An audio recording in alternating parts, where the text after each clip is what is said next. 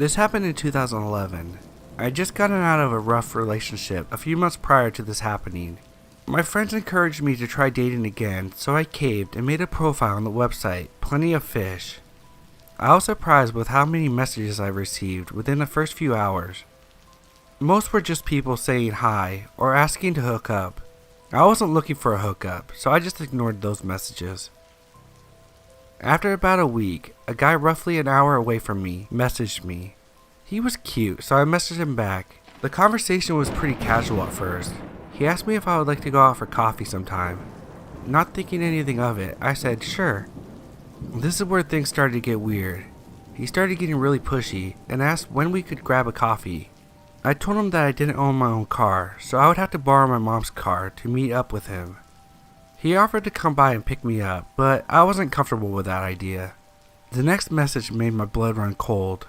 It read, "I'm sure your hometown isn't that big. If I knocked on a few doors, someone would be able to tell me where you lived." "Are you crazy?" I replied. "I'm sorry, but that's kind of creepy." This just pissed him off. He messaged me multiple times after this. They said, "You know I have a gun. I could shoot you and make you disappear. No one would even look for you. You're nothing but a dirty slut. I could kill you and throw you down a well and no one would ever find you." I was really scared at this point, so I asked him to please leave me alone. He replied with the following, "I know where your hometown is. It's not a big town. I can find you." At that point I had enough and I blocked him. I reported his account to Plenty of Fish and deleted my account. I was really on edge for the next few weeks after the fact. I was afraid he was actually going to come looking for me.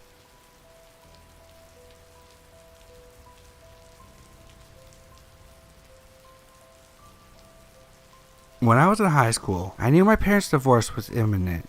My mom was cheating on my dad, and my dad was cheating on my mom. I did everything I could to prevent my parents from divorcing, but I knew it was a lost cause. My mother had been planning on leaving him for a long time, and eventually served him on my 17th birthday. They agreed to live under the same roof until I was out of high school, so I wouldn't have to stress having two homes. When I was a little over 18, my mom had been consistently conversating with a new man on multiple dating apps. She even got an app that I was known to use called Kick Messenger. She fell asleep with the app open one night, and I seen that she was messaging a man. I'm not going to use his name due to privacy concerns. I ignored it, but I knew the name and seen his face multiple times on her cell phone. Fast forward maybe 2 months, my dad and I were just spending some time together and wanted to go somewhere to eat. His friend called him up that night. My dad has been known to be a social drinker who frequented local bars. He had many good friends that were bartenders and fellow social drinkers. His friend was at the local bar and met a man named AJ who was looking for my father, by name, in order to buy a vehicle. My dad was a car sales manager. So we stopped by the bar that night because we just thought we would eat there. The bar isn't really shabby or the typical bar most people would think of. We lived in a small town and the bar was on the lake and people could rent lots and put campers on it. It was more like a club lodge. This man introduced himself as AJ. However, I recognized him immediately as the man that my mother had been conversating online with. I didn't say anything to my dad at first. I for sure just thought that he looked similar and that I was overreacting. That was until he called me by my full name without anyone introducing him to me or even saying my name. He knew my first, middle, and last name. He also came up to me to greet me at the table I was sitting at. He tried getting me to open lotto tickets for him and was rubbing against me and trying to touch my inner thighs. I was kind of frozen and didn't know what to do. He eventually left me alone when he saw people staring at him. I did what I needed to do. I searched his full name on Google and Facebook, and that's when I found out that he was a registered sex offender, ex-con in a bordering state. I looked repeatedly from AJ to the man on my phone screen, and there was no doubt he was the same dude. He only lived about 30 minutes away from my own home. I pulled my dad to the side, told him that his man was not who he said he was. I showed him the picture and the information I found. I ran to the bathroom crying because I knew something bad was happening. He lied about his name, knowing me and my father's name, and knowing where my father worked. After hearing this info, my dad refused to go outside with AJ. He made multiple attempts at getting my dad outside alone to take a look at my dad's truck due to the fact that he wanted something similar. He eventually stopped pushing my dad and went outside to smoke.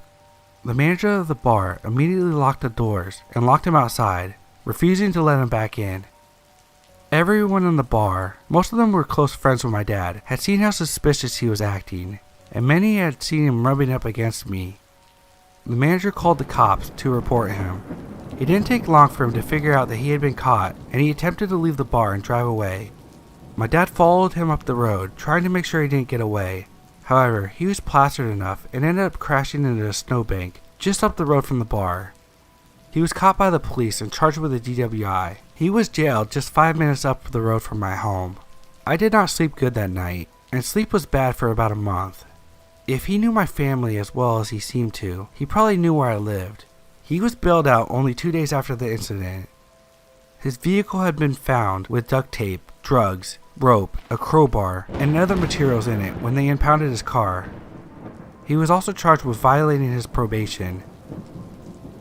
He is a Tier 3 sex offender, which means he raped a minor with a deadly weapon and was required to register for life. He was not supposed to leave the state at the time of the incident, not supposed to have a Facebook or any form of social media where he could reach out to minors, and he was not allowed to operate a vehicle due to his license being taken away. I ended up pressing charges for sexual harassment as well as getting a restraining order against him. I also found out later through phone records that the police had been tracking his phone and that he had driven past my home more than 20 times in the week leading up to the incident. He had also been to my dad's job and my school multiple times throughout a period of 6 months. He had been following both of us for a long time. I never experienced something so crazy in my life. I live in a completely different state, thousands of miles away now, thank God, but my family is still in the state where the incident happened. He has yet to be charged or arrested for the harassment stalking charges, and probably never will, seeing as he knows if he comes back to the state, he can be arrested because he has a warrant. Since then, I don't ever put my full name on social media. I only put my first name. I've become a very paranoid person when it comes to my full name and my address or other personal info. Please everyone, be careful who you talk to on online dating sites. You never know who's behind the screen or what their true intentions are. And if you do find someone you like, investigate, do your homework. I lived in a town with a population of 5,000, and I never once thought this kind of thing could happen to me, but it can.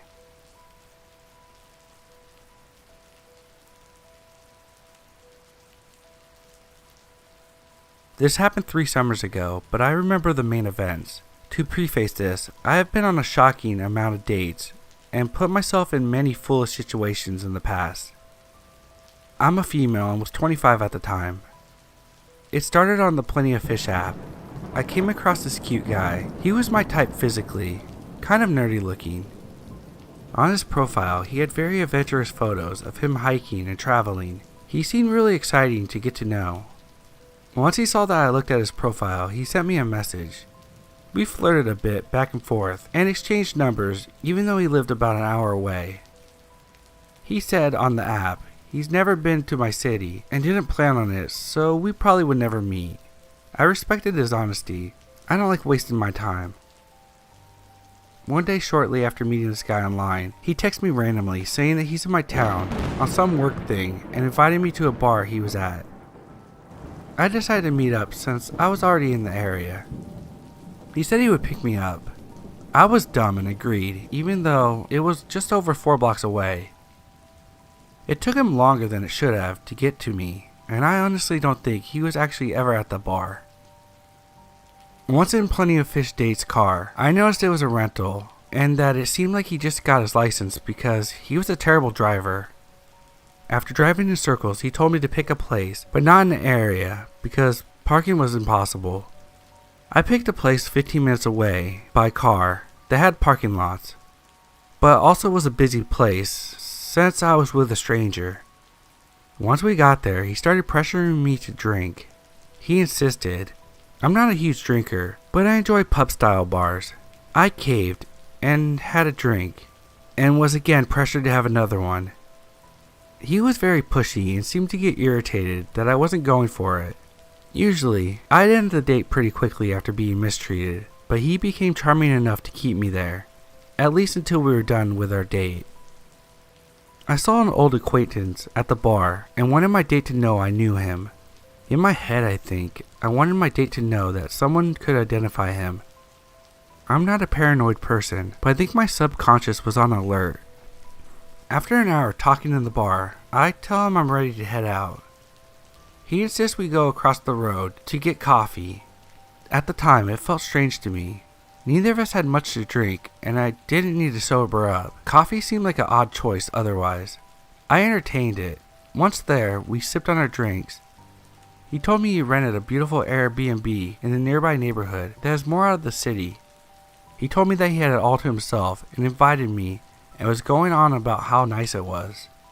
I kept politely saying no, throwing around different excuse which he would counter with a reason for me to come. With no intention of going, I agreed, but only if he would drive me home to get some overnight things, because I felt like he wasn't going to let me say no. He seemed happy with my answer, so we headed out. While driving in the direction of my place, he said instead he would stop at 7-Eleven and grab me a travel-sized toiletries, so I wouldn't need anything. I felt panicked because my plan was not to go with him. Something about him was off, and I felt stupid for even getting back into the car with him to begin with. He turned his car and we then headed towards a more country area. Literally, there aren't any 7-Elevens or open stores in the middle of nowhere. Then I mentioned that I'm actually thinking I'd prefer not to stay with him and asked to be brought home. He said something that made me completely nervous to be around him for much longer. He said he's sharing the Airbnb with the owners and said that they were really fun and sweet and that they drink and play games, which he originally told me that he had it all to himself. I knew I didn't want to make it obvious that I was catching on to his lie, so I went along with it and said, "Oh, I have to wear my cute, fluffy overnight PJs instead of my date dress because I'll be way more comfy," then spew off a few other things. I mentioned that I needed my medication and absolutely couldn't miss a dose. Surprisingly, he turned around, and as we drove back into the city, I felt a bit more calm, but at this point, not safe. Finally, we get close to my place. I had no intention of letting him get close enough to where I lived. He was mentioning that he was going to come to my apartment once we get there, and that was just a huge hell no. I don't know what I would do, but I looked for any opportunity to get out of the situation, knowing that he could just turn around and take me somewhere private in a matter of 15 minutes if he wanted to. We got to a stop sign where people were crossing, thank God. I quickly and calmly got out and said, "Hey, I think I have a headache. I'll text you." I closed the door and went through a public park, which was beside a building that his car wouldn't be able to drive into. I looked back to make sure he wasn't getting out of his car, and I could see him staring at me. He was so furious. I have chills thinking about it. Within an hour, he had blocked me on Plenty of Fish. Thinking back, I think he possibly wanted to get coffee to possibly slip something in there. I think he told me on Plenty of Fish that he would never meet, to maybe cover his ass, and I know that he didn't have good intentions with me. Since then, I met my fiance on Plenty of Fish, and was super careful about dating, making sure that the first few dates were in public, and to arrange my own transportation.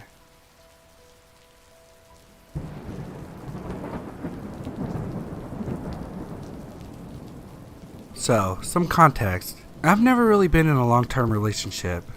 I've dated a girl a bit, but I haven't dated a guy. I'm bi, and I've never slept with either a girl or a guy. I'm a 20-year-old female.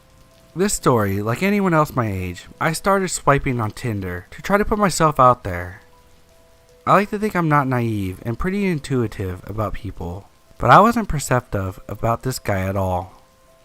Jake and I swiped and matched each other 2 days ago. Jake first messaged me telling me he wanted to meet me and my dog, and that he thought we were both cute. Liking his directness, I said we should meet up. The night was the first red flag. When I didn't message him back immediately, he messaged me asking if he was detecting negativity. Chalking it up to nervousness, I apologized and explained why I didn't answer, and all was good. We planned to meet up last night at the bar. Flag number 2 was waved when I arrived at the bar. It's important to note, In the state where I live, any place selling liquor cannot let in someone under 21. I didn't know this, and had been reassured by Jake that I could get in no problem. Of course, this wasn't true. Luckily, in retrospect, unfortunately, seeing my birthday was in a week, the bouncer let me in anyway. Within minutes, Jake was at the bar too. Meeting this guy, he seemed normal.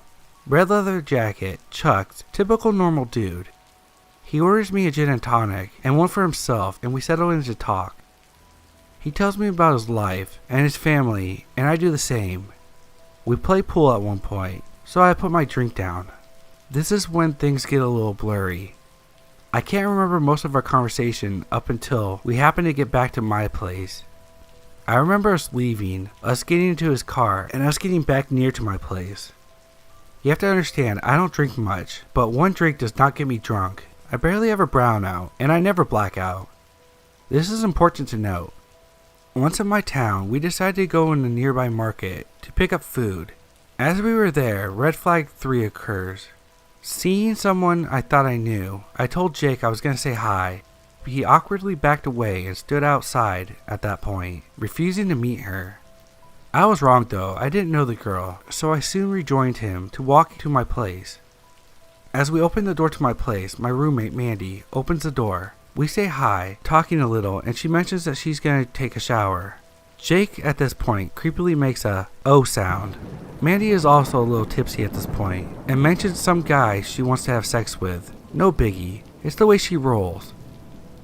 But after his expression and the realization of how tired I was, I say he should go. He does, with no attempt at any physical contact.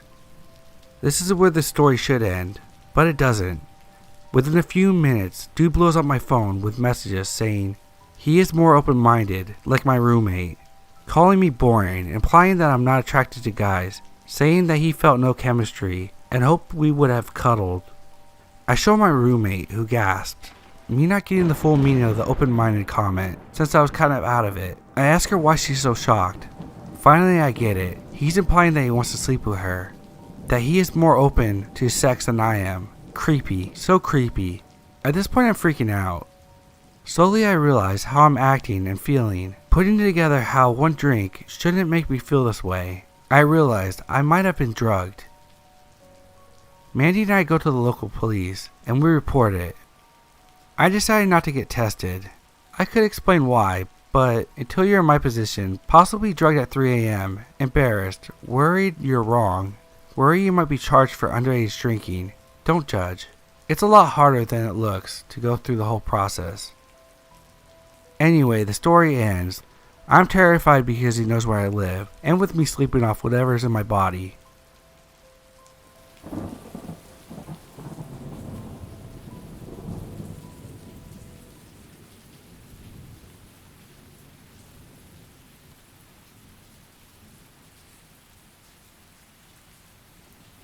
This is something that happened to me a couple months ago. I love Facebook. I love memes. I love talking to people. I love long comment sections, etc. That being said, I never give away any of my personal information, such as where I work or live. My birthday information is also private, so on and so on. I've made quite a few friends that I don't know personally, but that I agree with or have really good discussions with. So after commenting back and forth on a friend's post for a while, it was no surprise that Tyler messaged me. It started off fairly simple. We just talked about the post we commented on, howdy do's, and common interests. I was excited to have a new friend. He seemed pretty interesting, and we had a lot in common. I'm not a beauty queen or anything, but I let him know, after about an hour of casual conversation, that I was taken happily. I enjoyed his friendship, but it wouldn't lead to anything more, since I was getting married next year. He seemed a little upset, but respectful. I told him good night, went to sleep, thought nothing of it. The conversation continued a few days. He started to get a little pushy if I didn't respond to him immediately, and I told him I was very busy, and he apologized and told me that he was just bored and lonely. I started to put a little distance, but I didn't want to completely give up on my new friendship because I hated the fact that he was so lonely. One day he randomly messaged me saying he wanted to have me in his arms. I immediately nipped that in the bud, reminding him of my relationship and telling him if he didn't stop, then our friendship would be done because I respect and am loyal to my fiancé. He immediately lost his shit, messaging me saying he didn't care about my fiancé, making threats towards him. I stopped messaging him and selected to have his messages go to my ignore box. He could still message me, but it wouldn't go into my regular inbox. I made a post about it, and a friend of mine commented and said he did the same thing to her, except he knew where she lived and would show up outside her house. I was freaked out and went to go see if there was more messages from him, because she told me he was bad news and I should call the police if any threats were made. This is where the shitstorm begins. He messaged me over a dozen times. Different things. Started off kind of taunting for me not answering. Then moved on to him messaging me about some asshole who cut him off when he was driving and was too slow for his taste. Then he was saying he was going to shoot the guy, and it would be my fault since I made him angry by ignoring him. I messaged him, telling him to leave me alone and stop replying for a while. He started messaging me, narrowing down where I lived. That really freaked me out, as I had never told him where I lived or anything remotely close to my house. The only thing I had ever said was that I'd talk to him later because I was going to Arby's and my phone was dying. Yet somehow he knew I was 7 minutes away from Arby's by my house, exactly how long it takes me to walk there. And there are several Arby's in my city. Then he started narrowing down which street I lived off of, down to knowing a 4-door black sedan that was linked to my address, which there was. It was in my sister's name when she registered it as an Uber. This was enough for me, and I called the non-emergency hotline. The police refused to do anything, of course, saying until he actually showed up or did something, there's nothing that could be done. Never mind that he was sending me pictures of dead people and saying that that was going to be my family, and he was narrowing down my address. Unless he actually showed up, I was screwed. All I could do was apply for a protective order, so I did. Tyler kept messaging me, so I told him about the protective order in place, and he needed to leave me alone. He responded that there's nothing that could be done until he was served and signed it, which was true. My fiancé is in IT and has a cousin who is pretty tech savvy as well, and managed to get the last couple of addresses Tyler had. But the police couldn't find him at either of those. We had license plate numbers, address, full name, birthdays, etc. Yet he seemed to be untraceable. He stopped for a while, but the day of my court case to have the PO extended for 2 more years, he started again. My fiancé filed criminal charges for a threat he had made. He said, someone could come shoot you in 15 minutes. And his last known address was exactly a 15-minute drive from my house. I spent the last couple months completely afraid. He was arrested and served finally. I think he was speeding or something. And it turns out he has a history of this. Multiple charges, all dropped or dismissed. They dropped everything from felonies to a misdemeanor disorderly conduct charge, with 12 months suspended jail time, depending on his behavior. They couldn't prove it was him, and not someone else behind the keyboard, especially since we never met face to face, in real life, before his court date. Even though I had 2 people that received messages from him, and had seen him face to face as well. I can't sleep. The slightest noise wakes me up, panicking. It's been hell for my family. So Tyler, let's not meet.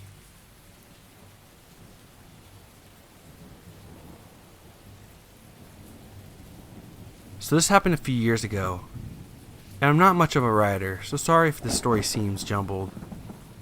This started towards the end of my 8th grade year. Basically, my friend had this guy who followed her on Instagram and would comment on all her posts, telling her how pretty she was. Now that wasn't super weird, but we kind of found it creepy, because this dude was obviously in his late 50s, and she was 13. It eventually escalated. He started messaging her every day. Not anything overly creepy, just mainly small talk at first. Eventually he finds my page and starts to comment, but I don't post much pictures of myself online, and basically a majority of it was doodles and pictures of my dog.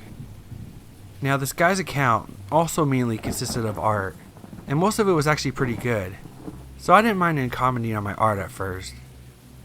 Eventually though, he also started to message me and tried talking to me.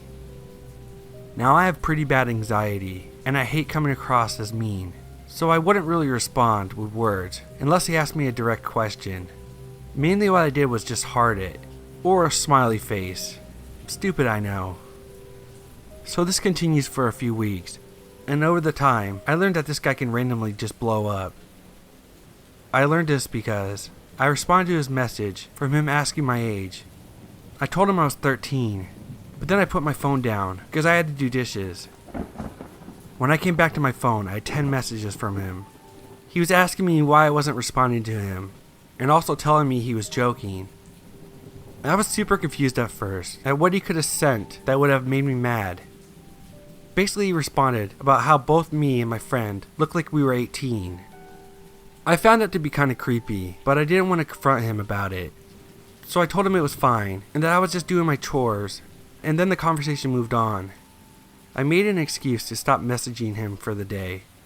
One really creepy thing he did was when I posted a picture of my grandma's dog, which is a corgi, and put the caption as how much I love that dog. He liked the photo, and then a day or so later, he sends me a picture of a corgi he drew for me. I thanked him for it, and then he asked me for my address so he can send it to me. I refused, but he kept asking me and telling me that it was a gift and he wanted me to have it. I had to send him a message explaining that it was my family rule and that I was not allowed to tell anyone my address, and for him to drop it. Eventually, after a bunch of creepy things, my friend blocked him, so he started ranting about it to me, saying that she shouldn't be creeped out by him, and he was just trying to be nice. That if she had a problem with anything he was saying, she should have told him. He basically continued on like that for the next few days, and then he pointed out how he was going to follow her on her backup account, and he was going to start talking to her on that one. So I immediately told my friend about it, and she blocked him on her backup. I stopped responding to him as well, and blocked him. So creepy guy on Instagram. Let's not meet.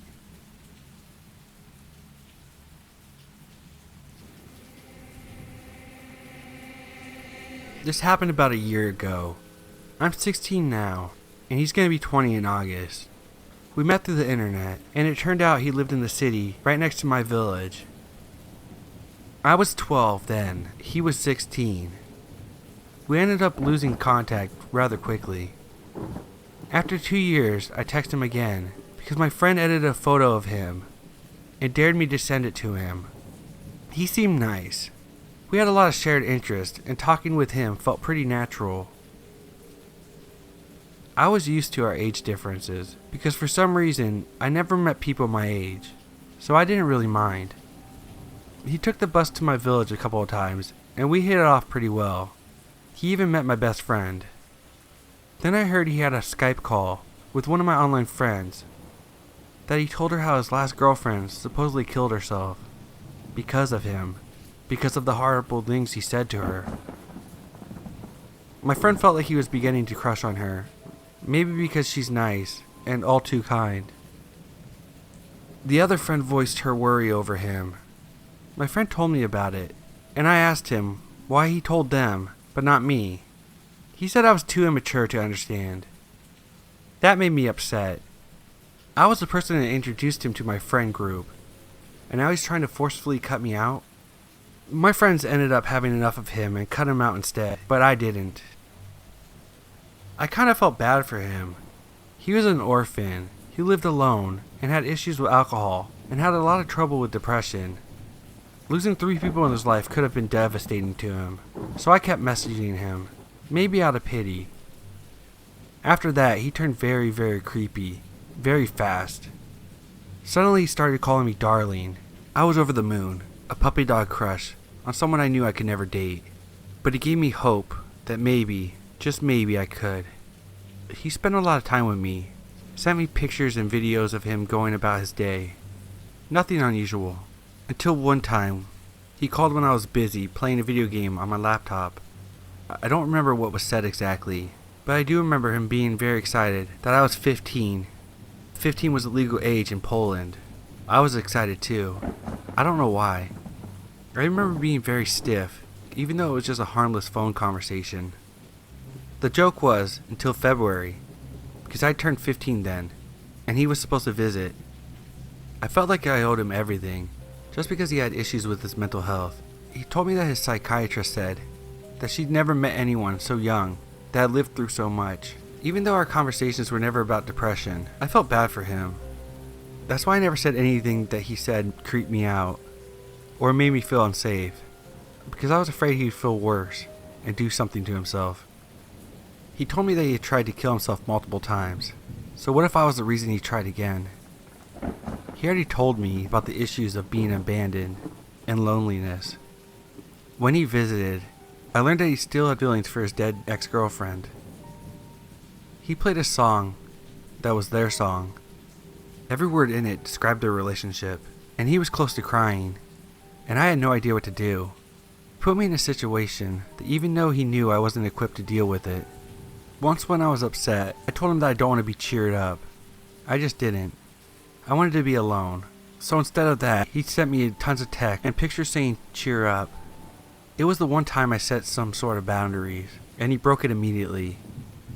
I had a school trip in October, and I had a good time, from what I remember. But for some reason I just lost all my feelings for him then and there.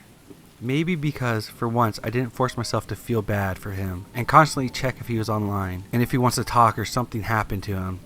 I cut contact with him later, very, very slowly. I deleted him off of things that he never checked, blocked his number, and blocked him on Facebook. He noticed, but I never looked back. Later on, through another friend, the only one that kept in contact with him, I learned that his ex wasn't really dead. And then the screenshots of him moving in with a girl 2 years older than he is, who oddly had the same name as his ex. He sent a picture that was supposed to prove that he was in a psych ward, but even my friend refused to believe him. I don't know what he's lying about in the end, or if he was lying at all.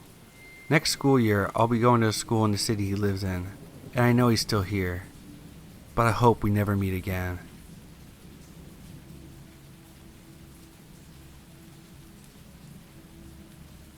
So when I was fairly young, around 10, my dad was going to throw out his dinosaur age computer after he had gotten a new one.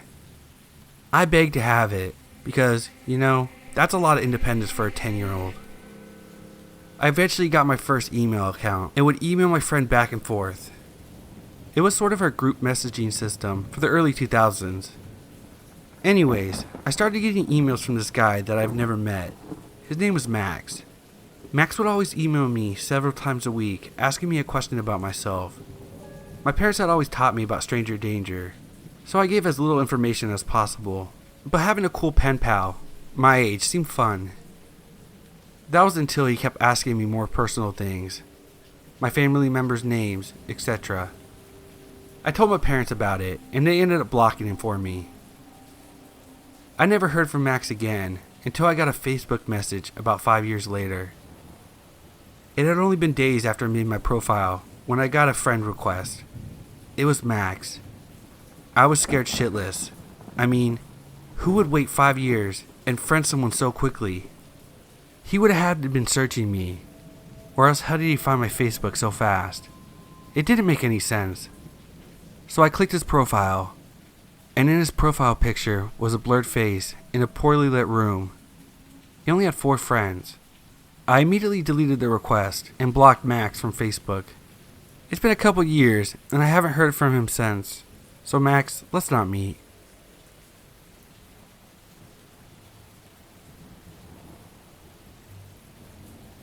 I've played a lot of games online throughout the years. I've met a lot of weird people, but this one takes the cake. Jake was recording for Twitch and got into a game with me and my friend Shay. We had just won the match and played more. He seemed cool, so I sent him a friend request, and we played more after that. He seemed very nice, if not timid. It wasn't long after that we started talking more. He confessed being sick as a kid and getting a Make-A-Wish from that. I felt bad and confessed that I was also sick as a kid and still am sick, but not at that level. And it felt nice to talk to someone that understands chronic illness. Because of mine, I started playing online less, and I didn't think much of it until I got back online and my message box was filled by Jake. I talked to him about it, and he claimed that he was worried, and I told him not to worry because my family and my boyfriend were helping me when things got bad. As soon as I mentioned my boyfriend, he started getting passive aggressive and saying things like, "A good boyfriend can take the pain away, you know?" I brushed it off because my friend circle was kind of small, and I didn't want to lose anyone for small things. Less than a week after, I found out that he's in the hospital for attempting to commit suicide. And he called me from the hospital, which normally is understandable, but I had never gave him my number. When I asked about it, he mulled over the question and went on how he couldn't live without me and could treat me way better than my boyfriend does. I asked him again, but he continued how he was so scared to be kept there, and how if I told him I'd be there for him, things would get better. At that moment, I promised I would be honest if he was honest with how he got my number. As you can imagine, that got him to talk. He said he searched my username through the Google and found my Tumblr because I use the same username. Then found my Facebook, and then my mother's, and got my full name and looked it up, getting my number along with my address. I was stunned and hung up. I ended up blocking him through everything. All I could say is, I hope we never meet again.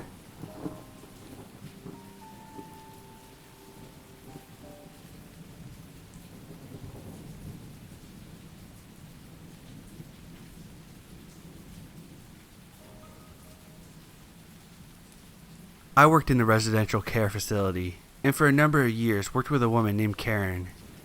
She was generally okay to work with, but she could sometimes be intense. The sort of joking flirtation that often finds its way to high-pressure environments was common throughout the whole team, but when she directed it at me, it didn't seem so jokingly. It took me forever to realize that, because I usually don't notice someone flirting with me until someone else points it out. But when she started giving me jewelry and chocolate bouquets, I finally caught a clue. In between things being normal, and actually maybe not really normal, there was a long escalation of text messages and comments that made me uncomfortable, as well as personal space violations, like dropping by my house uninvited, or hanging around my shift hours after hers had finished, unwanted touching, etc. As I mentioned, I can be slow to catch on. Once I realized what was happening, I put as much distance between her as possible. I stopped answering her phone calls and texts, and locked down social media. I spoke to some other colleagues and had them running interference. A lot of interference, actually. At the time, it kind of became a joke, but looking back at it, she's been parked outside my house sometimes, and I would sit in the back room with the lights off, so she'd think that I wasn't home. Honestly, 2018 me is looking back at 2016 me, throwing popcorn and screaming, "Do something, you stupid cow." But hey, 2016 me was alarmingly chill. After a couple months of my disappearing woman act, she seemed to get the hint and backed right off. I was pleased. We all got along with our lives and lived happily ever after. Nope. A few months after it all died down, I heard through the grapevine that Karen seemed to have focused her attentions on another coworker, Linda. Linda and I had close mutual friends, but we didn't know each other well. I didn't think much of it other than, good luck, you poor soul. Bad 2000 me. A few months later, I get a call from out of the blue from a mutual friend that Linda and I share. He asked, "Were you dating Karen?" No. I was shocked. He had been aware of the awkward details of my experience with Karen and had helped me run interference. He explained that he had been talking to Linda, and she asked about my relationship with Karen.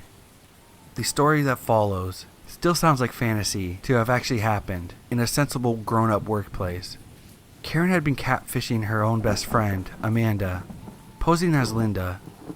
In a string of emails, Linda and Amanda had discussed Karen's drug problem, her abusive, dangerous ex, none other than yours truly. Linda coming out to her family after her brother caught her in bed with Karen, and more. The jig was up when Linda got a second job, coincidentally with Amanda's husband, who mentioned how great it was finally to meet Karen's girlfriend, which puzzled poor straight single Linda. Some highlights of the story: Karen had been telling her friends and her coworkers that I wasn't close to, that Linda and I had physically fought at work over Karen, that two male coworkers, Karen and I, had an orgy in the staff office one night shift, that Karen and I had broken up after I cheated on her with another male coworker, that I would drug her against her will, and that I planned to have children using a sperm donor, but that I had a miscarriage. This woman had been living out a full-on soap opera and using her coworkers and her friends as set pieces. Eventually, Linda and I reported her to management, and she was immediately suspended, pending an investigation. She quit 2 days later. Unfortunately, HR decided they needed to continue their investigation of the allegation that we had an orgy at work, because that was totally plausible and not made up by a crazy woman. I left that job a month later myself, and when I interviewed for my current job, she had been interviewed half an hour before me, and they were looking to hire 2 people. She didn't get the job, but there were 2 more openings since, and she applied for both of them. I'm terrified of meeting her again. It turned out that she has a history of inpatient psych treatment for delusional behavior, and was known to be obsessive about people she took a liking to. Rumor has it, her current girlfriend, real, not real, me, who knows, has a similar first name as me, and shares a few more physical similarities. The scary thing is, she still knows where I live.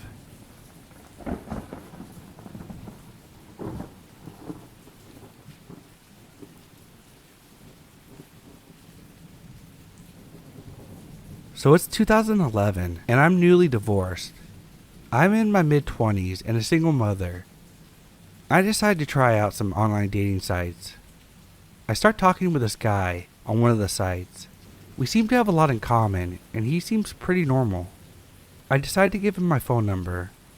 We continue chatting via text and phone calls. Well, I suggest to go get some coffee and meet up. He states he doesn't drink coffee. Okay. I suggest we have drinks at the bar. He says he doesn't drink alcohol. Then he has a great idea. Let's go for a hike. I reluctantly agree. This was the first red flag. He wants to go to this place called Babysitting in South Jersey, which is a historic village with old abandoned buildings, hiking trails, and the home of the New Jersey Devil. Great place for a first date. So I suggest we meet up at the main parking lot, and he has a better idea. He says let's meet at the train station nearby, and he'll drive us over, because he knows another entrance with better hiking trails. Second red flag. I, again, reluctantly agree, not wanting to be rude. So the day of the date comes, and for whatever dumb reason, I didn't tell anyone I was doing this. I think because I was embarrassed for using a dating site, and I knew somewhere in the back of my mind my friends would have tried to talk me out of it. So I pull up to the train station, and he's in a late 90s Bronco. Okay, not so bad. We can't all afford newer cars. He gets out, and he's actually the guy from the pictures. Okay, initial sigh of relief. We get in the car, and he starts to head to the secret hiking trail entrance. We have a nice conversation on the way there. All seems good. We get there, and as soon as we get out of the car, I go to grab my phone. He says, no, just leave it here. I have mine. Red flag, waving in my fucking face. Again, being polite and not wanting to argue, I comply. I see the entrances, and one directs you towards a village and humanity, so I naturally suggest that one. He says no, and points to the other trail that goes God knows where. I again, being the good girl I am, say, okay. Right before we set off, a bit of rebellion sets in. You know, I should really have my phone with me. He starts to argue, and I'm like, no, I need it in case the babysitter calls about my son. He gives in and unlocks his car, and I grab my phone. We set off down the trail, side by side. We are talking, and everything seems okay. I start thinking, I was overreacting before. All is good. We get to the part of the trail where you can only go one by one, so I say, you go first, and I'll follow. He says, oh no, you go, so in case you trip or anything, I can grab you. I do that nervous giggle thing, and politely decline, saying how bad I am at following paths. He insists I go first, in a stern voice. Red flags with sirens. But I simply comply. The trail is getting narrower by the second, and the woods are getting darker because of the amount of trees and brush. We are no longer talking, and the only sounds are the crunching of our footsteps. Panic starts setting in. I look back at him, and he's just got a scowl on his face and a dead look in his eyes. I try to smile at him, but nothing. So I stop and say, let's turn back. I like it better when we could walk next to each other and talk, still being polite. He says he wants to keep going this way. So I say, no really, I want to go back the other way. And I start to do just that. As I walk past, he grabs my arm and blocks my path. I don't say anything and just casually grab my phone out of my pocket. He lets me go, saying, fucking whatever, and we walk back towards the car in silence, me with my phone in my hand the whole time. Amazingly, I did have a signal. As we reach the clearing where the cars are parked, he looks at his watch and states he has to go now. He has somewhere he needs to be. We were only on the date for less than an hour, but okay, I'm not complaining. For whatever dumb reason, I get back in his car. We drive in almost silence the entire way back to my car, me with a death grip on my phone, and him looking miserable. He drops me off at my car and speeds away. I never heard from him again. Me being naive, I want to believe that there was no chemistry between us. But let's be honest, when I decided to fuck politeness and grab my phone that day, I spoiled his dastardly plans.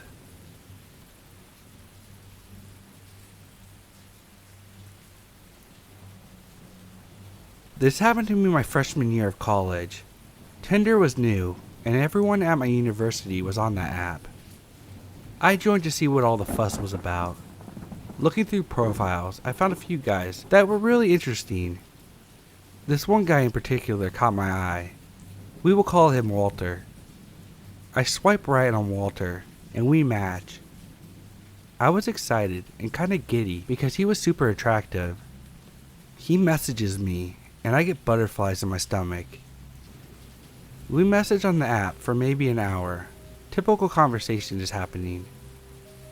I ask him what he does for a living, and he asked me what my major was. Harmless conversation.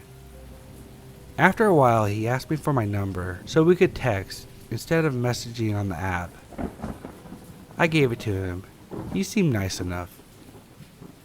We messaged back and forth for a few days. Lots of flirty conversations and plans to hang out finally occurred. By the fourth day of our conversation, he started calling me babe, which gave me mixed feelings. It was cute, but also a little weird.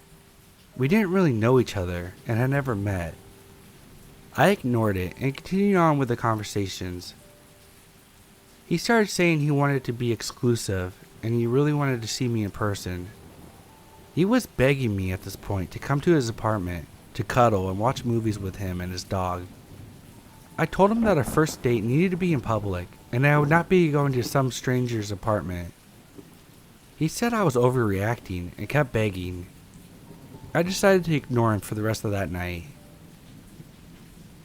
The next day he apologized and said he understood why we needed to meet in public. So we made plans that weekend. The weekend came faster than I expected, and it was the day we were supposed to meet. Something just felt off, and I decided to back out. I texted him apologizing, saying my mom wasn't feeling well and needed me to come home to help her with some house chores. This made him annoyed, and he said, "Your mom is a big girl. If she needs you, she can just call you. Just come over, and you can leave whenever to go help her. I really want to see and kiss you." I told him no, that I would be staying with my mom that weekend, and that was that. I only lived about 30 minutes from home, so I actually do go home to see my mom that day. After what he said about my mom, I started ignoring him, and the text started rolling in. Text after text. "Babe, I'm sorry. Please come over. Babe, I miss you. Are you gonna come over?" I planned on replying the next day that I was just busy with my mom. Then he started calling me. I had a total of 45 missed phone calls within a 2-hour period. He left voicemails saying that he was sorry and that he just missed me and wanted me to call him back. Similar voicemails continued almost the entire time I was home. My roommate texted me shortly after I finished dinner with my mom and asked if we could go out that night. I agreed and went back to my university dorm. Suddenly, the calls from Walter started increasing again. More texts, voicemails, and he started messaging me again on Tinder, asking me why I wasn't replying to him. I wasn't planning on replying until I got a message on Instagram that said, "Why didn't you tell me you were coming back to town tonight?" Getting this message really freaked me out. I replied to him and said, "Sorry, I've been busy with my mom." "How did you know I was back in town?" He said, "Well, I checked your Tinder, of course." Tinder doesn't show exact locations, but has a within 1 mile message. This really freaked me out, and I messaged him back saying that he was being real creepy. He seriously had to be constantly refreshing my profile to see the distance change. The messages, calls, and voicemails continued. All were him apologizing for making me feel weird about him knowing where I was. He was just worried about me. We had been texting for less than a full week.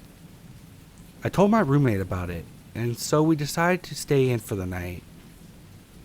The last straw for me was getting a message saying, "Look, I'm really sorry. I'm outside your dorm with flowers and chocolate. Please forgive me." Oh hell no. I called the campus security and told them about this guy, but they never found anyone waiting outside my doors. I'm assuming he was in his car waiting for me to reply. I blocked him on all my socials, phone number, deleted Tinder, and haven't been back on since. I have seen him once, out and about in town, but he didn't recognize me, thankfully. Walter, if you read this, I'm glad we never met. Thanks for making me second guess every single guy I find attractive.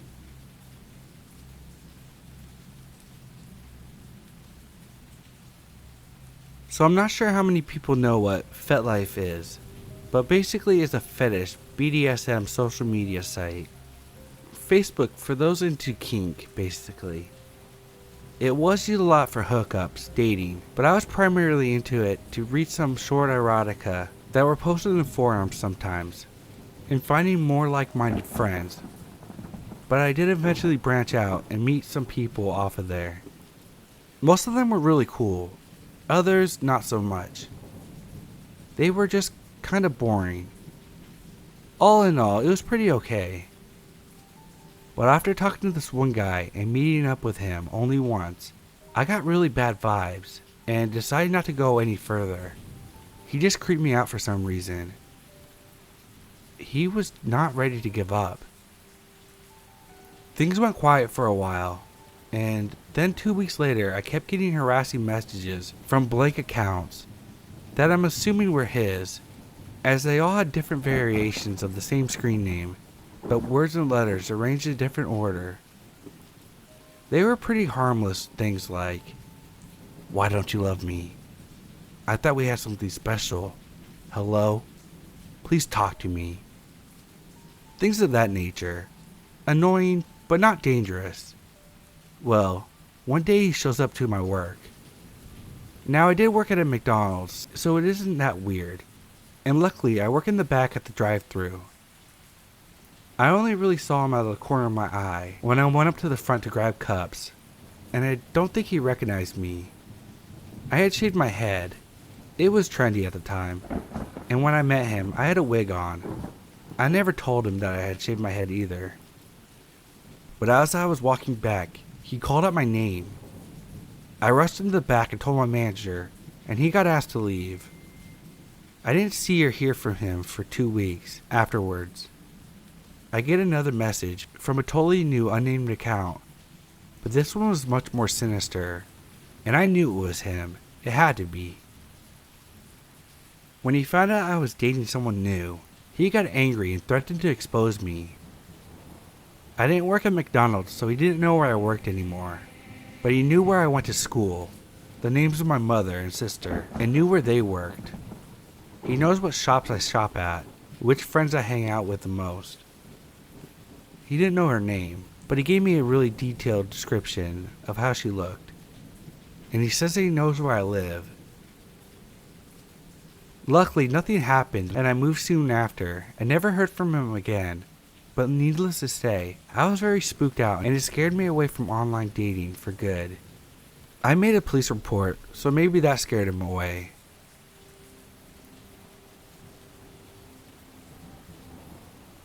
This is a shorter story, but I think it fits here.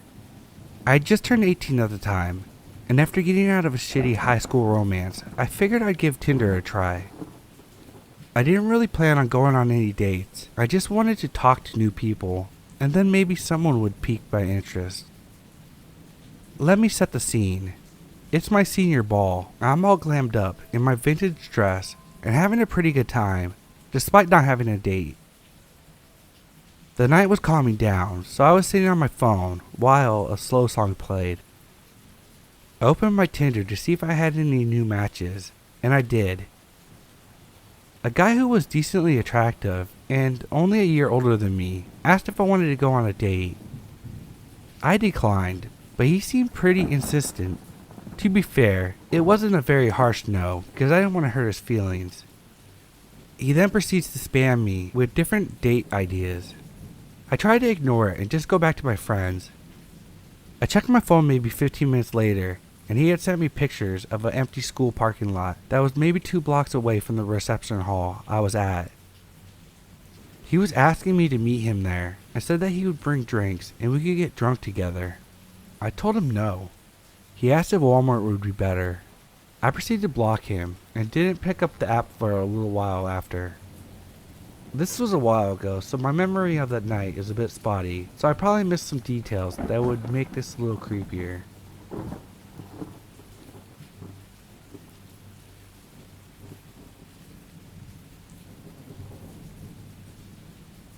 So this has never happened to me, and I hope it doesn't happen again. I really don't go out much, and I'm always working. I'm either teaching or I'm working on an ambulance. Whenever I do have free time, I'm either at home trying to get some rest or reading a book. My friends and I were talking about how hard it is to meet guys nowadays, and that we should really go out more often. My friend said that she had talked to a couple of guys online, but that she never met them in person, and it was nice to at least have conversation with someone. She tried convincing me to get a Tinder, which I really didn't think was a good idea, because I know that's primarily a hookup app, and I really wasn't looking for that, and wasn't going to waste my time. But after a few days, she finally convinced me and helped me make a profile. Overall, I didn't really like the app and found it odd that people just matched and then just met, but I guess that's just me. One day I was bored, so I went on it and matched with a guy named Cameron. He had about 4 pictures and a decent profile, saying that he wanted to meet some new people and that he enjoyed books and Netflix, which I also enjoy. He messaged me immediately saying that I was very beautiful and all the crap guys tell you. I thanked him and we started talking about the kind of books we liked. Side note, I'm into scary things and find psychological TV and books very interesting and know quite a bit about serial killers. So when he told me that he liked these things, I wasn't alarmed at all. After a few weeks of texting, he asked if I wanted to hang out.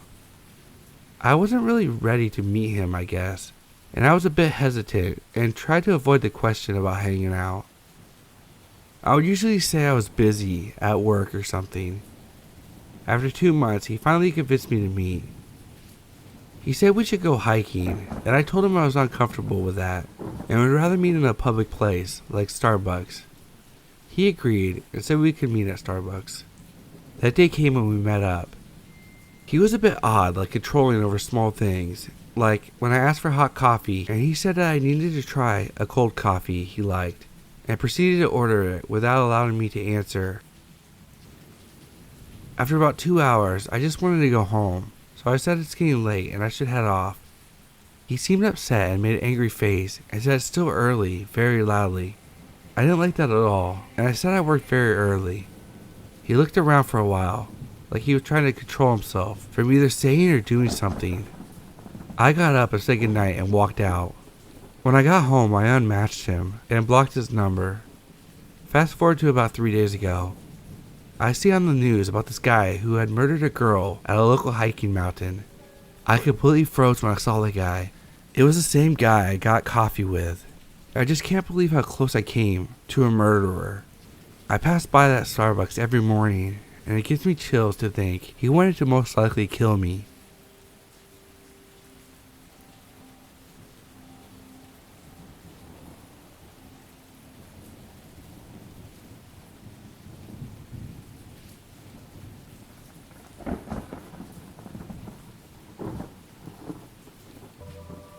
When I was 15, I was in a really bad mental headspace.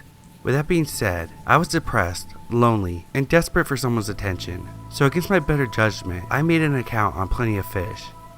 I understand that I put myself in a dangerous position for predators, but I also understand that any man who I told my age to should have reported my account and not spoken to me. But after swiping left and right for an hour, I met a man we will call Red. Red was 26. A father of 2 beautiful toddlers, and a Puerto Rican native who recently moved to Florida. He spoke a fair bit of English, and had this charm to him when he spoke. When I told him my age, it's scary now to think about how okay he was with it. He simply told me that he wouldn't have any sexual relations, and that our interactions would be innocent. We talked for a few months, even talked about meeting up. When I talked to Red, I felt happy, whole, like I finally found someone. The first few times we met up, it was fine. We went to outlets, Disney Springs, and the movies. He was a perfect gentleman, held my hand, opened doors for me, and kept his hands off me. We kissed a bit, but nothing too intense. After 6 months into our relationship, I turned 16, and I invited him to my house, through the means of sneaking in, through my window of course, and he agreed. We were just hanging out, watching a movie when he kissed me in a way he had never done before. In a way that I've never been kissed before. It was surprising, and without having to be said, overwhelming. I got scared. It finally hit me that he was a full-grown man, and I was a child. I got off my bed and told him he had to leave. His face contorted into anger, and he stepped towards me, trying to convince me through his gritted teeth not to make him leave. He reached out to grab my shoulder, and out of instinct, I shoved him in the chest to make him back off. He in return shoved me harsh back. A sharp hot pain suddenly overwhelmed me, spreading from the back of my head down to the rest of my body. Then everything went black. Next thing I knew, I was hearing blood-curdling screams. I was dazed and too weak to open my eyes fully. I was just barely able to make out that it was my mom. I felt wetness on my head and my body felt so cold. It was just as I gathered that something was wrong that I lost consciousness again. The following time I awoke was in a hospital bed. My head was pounding and my back was aching. I reached up hazily to feel where the pain was coming from, and my fingertips grazed over a row of staples on a bald patch on the back of my head, making me wince. A doctor and my mom explained to me that I must have slipped and hit my head on the windowsill, being that that's where the first impact was, before falling onto the tile floor. My mom came into my room to wake me up for school and found me laying in a pool of my own blood. She thought I was dead because my breathing was so faint, but had no idea why or how I slipped. I was too embarrassed and ashamed of myself to tell anyone. I didn't think I deserved justice for what Red did to me. Later on, I found out the obstacles for my injury, which were hearing loss in my right ear, as well as the inability to retain some old memories. The event and a few flash memories of my childhood are the last thing I remembered before the incident. Though I was saddened by this, I was happy to be alive and never see Red again. Now being 18, a few months ago I signed up for Plenty of Fish. I'll keep my guard up this time, though I don't plan on going on any dates. I look out for warning signs, and upon the first one, will just block almost anyone. Then one day I received a message from Red. I had blocked him on every platform, including his number. It said, "Hey, how have you been?" I didn't respond, but I looked at his profile. It still said he was 26, which was odd, so perhaps I didn't know his real age. Perhaps I didn't know this man at all, being that he thought he must have killed me, and selfishly ran off without attempting to see if I was alive.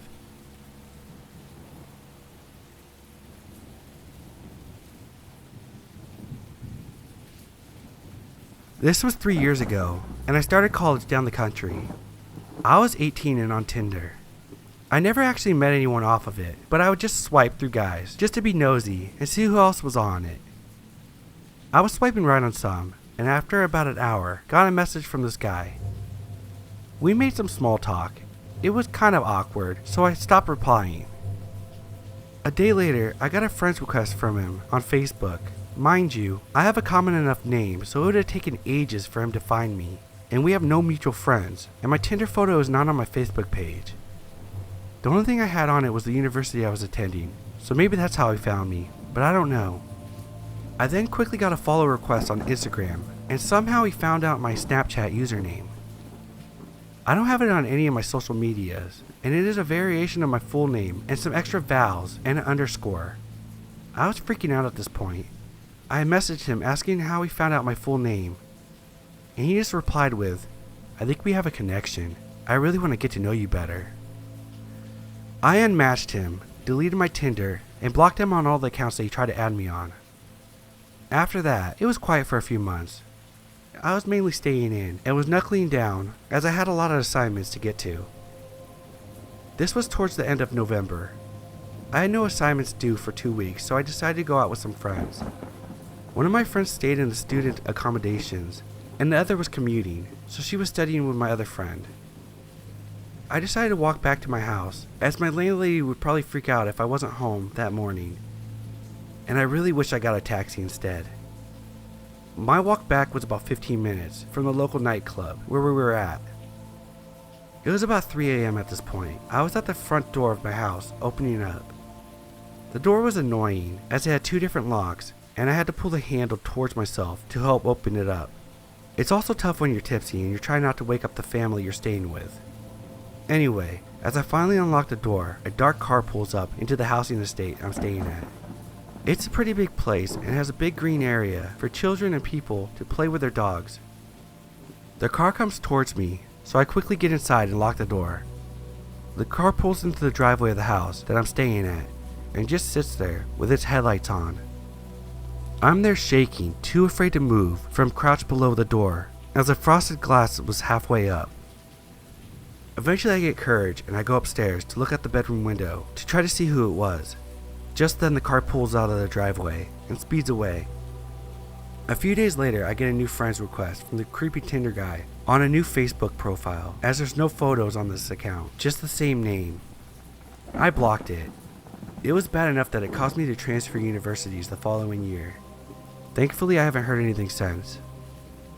I don't know if it was bad timing or if it was the Tinder creep that sat in the driveway, but it was petrifying. If you take anything from this, be careful who you let in on these social media or dating apps and what information you have up.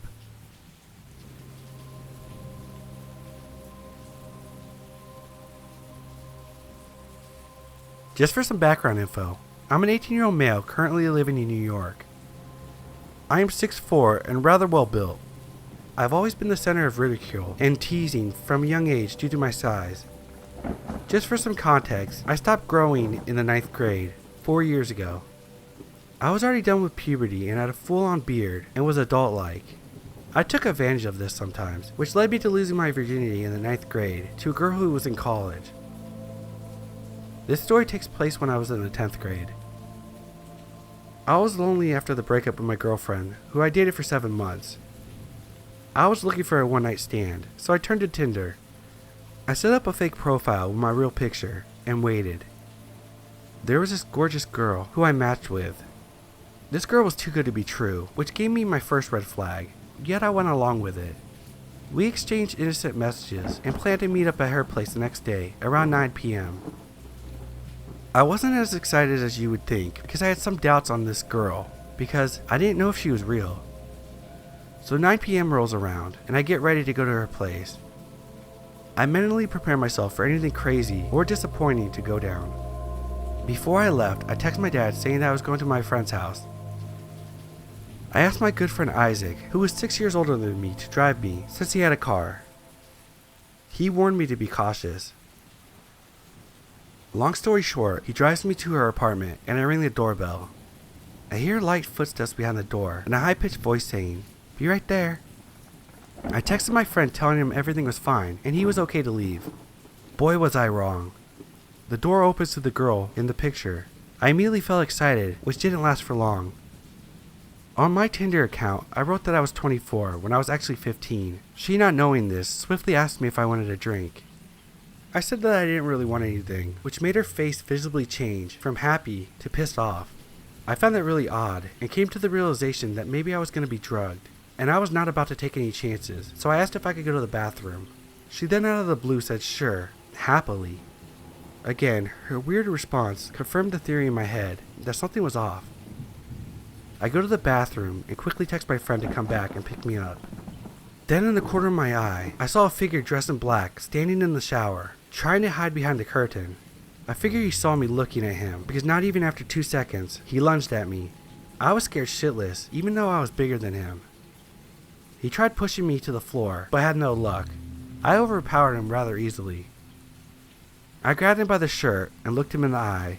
He was around 5'10", mid-30s, well-built, balding, and looked like he might be Eastern European or Russian. I pushed him to the floor and cursed him out.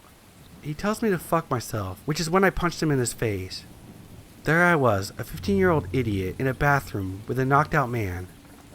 I panicked, but I tried to keep my cool and took out my phone, taking a picture of the man.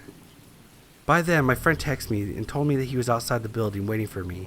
But also by then, the girl had opened the bathroom door and started to scream. I pushed her with all my power and sprinted the hell out of the apartment.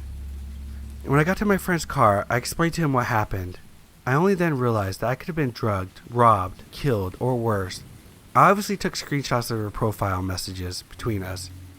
Even though I had all the proof in the world to lock these assholes up, I didn't because I was scared of my parents finding out that I was lying to them. Moral of the story, be very cautious when dating online.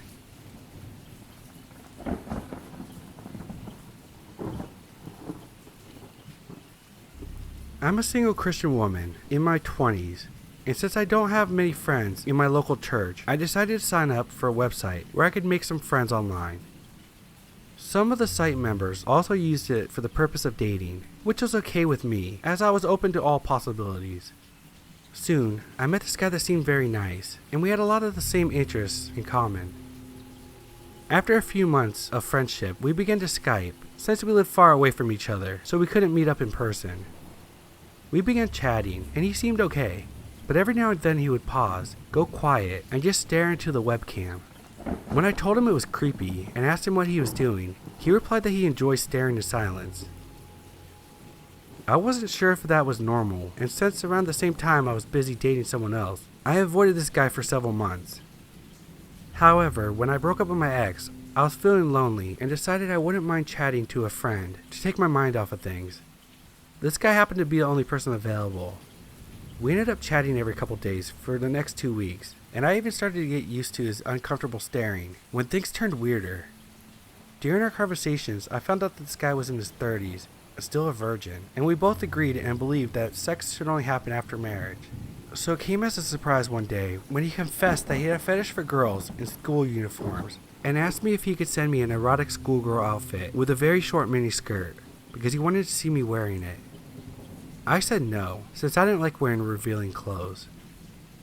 Another time, he showed up in his bed on the webcam, only wearing underwear, and began to ask me dirty questions. I just laughed and made a few jokes, and tried to change the subject. However, he was not very responsive to that conversation, instead preferring to stare at his screen into the webcam, grinning, while making repetitive motions with his hand under his bed covers. I didn't want to see this, so I made an excuse and left. I should have completely stopped chatting with him after that, but the next day, and the days after, he repeatedly texted me, wanting to go on webcam. Since I was bored and lonely, I asked him to promise that he wouldn't be naked, or do dirty things, and he agreed. For a couple of days, we managed to carry on chatting, but soon after, he did it again, and this time much worse.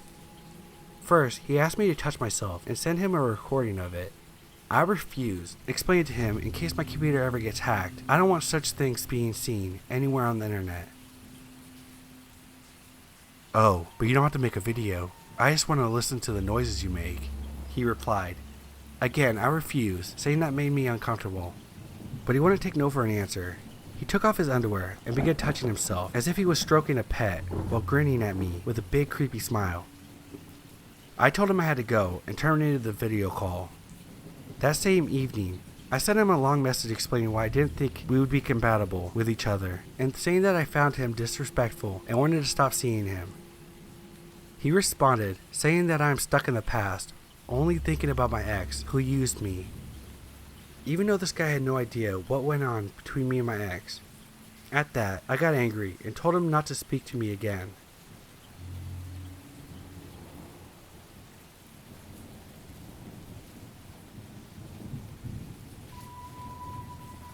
I had been sent to Korea from my university a few years ago. They told me that for my major, I had to go somewhere in Asia, and my friend had really talked up Korea for me. I knew nothing about it, and I decided, what the hell, I embarked on a semester-long trip. I only had one serious boyfriend in my life, who I broke up with a few months prior. I also didn't enjoy one-night stands, and wasn't digging the dudes at the clubs in Seoul. But I still wanted to have some sort of romantic experience, I suppose. So my friend recommended I use a dating app to meet English-speaking Koreans. That way I could meet someone and experience the actual dating culture. I thought I'm young, so why not?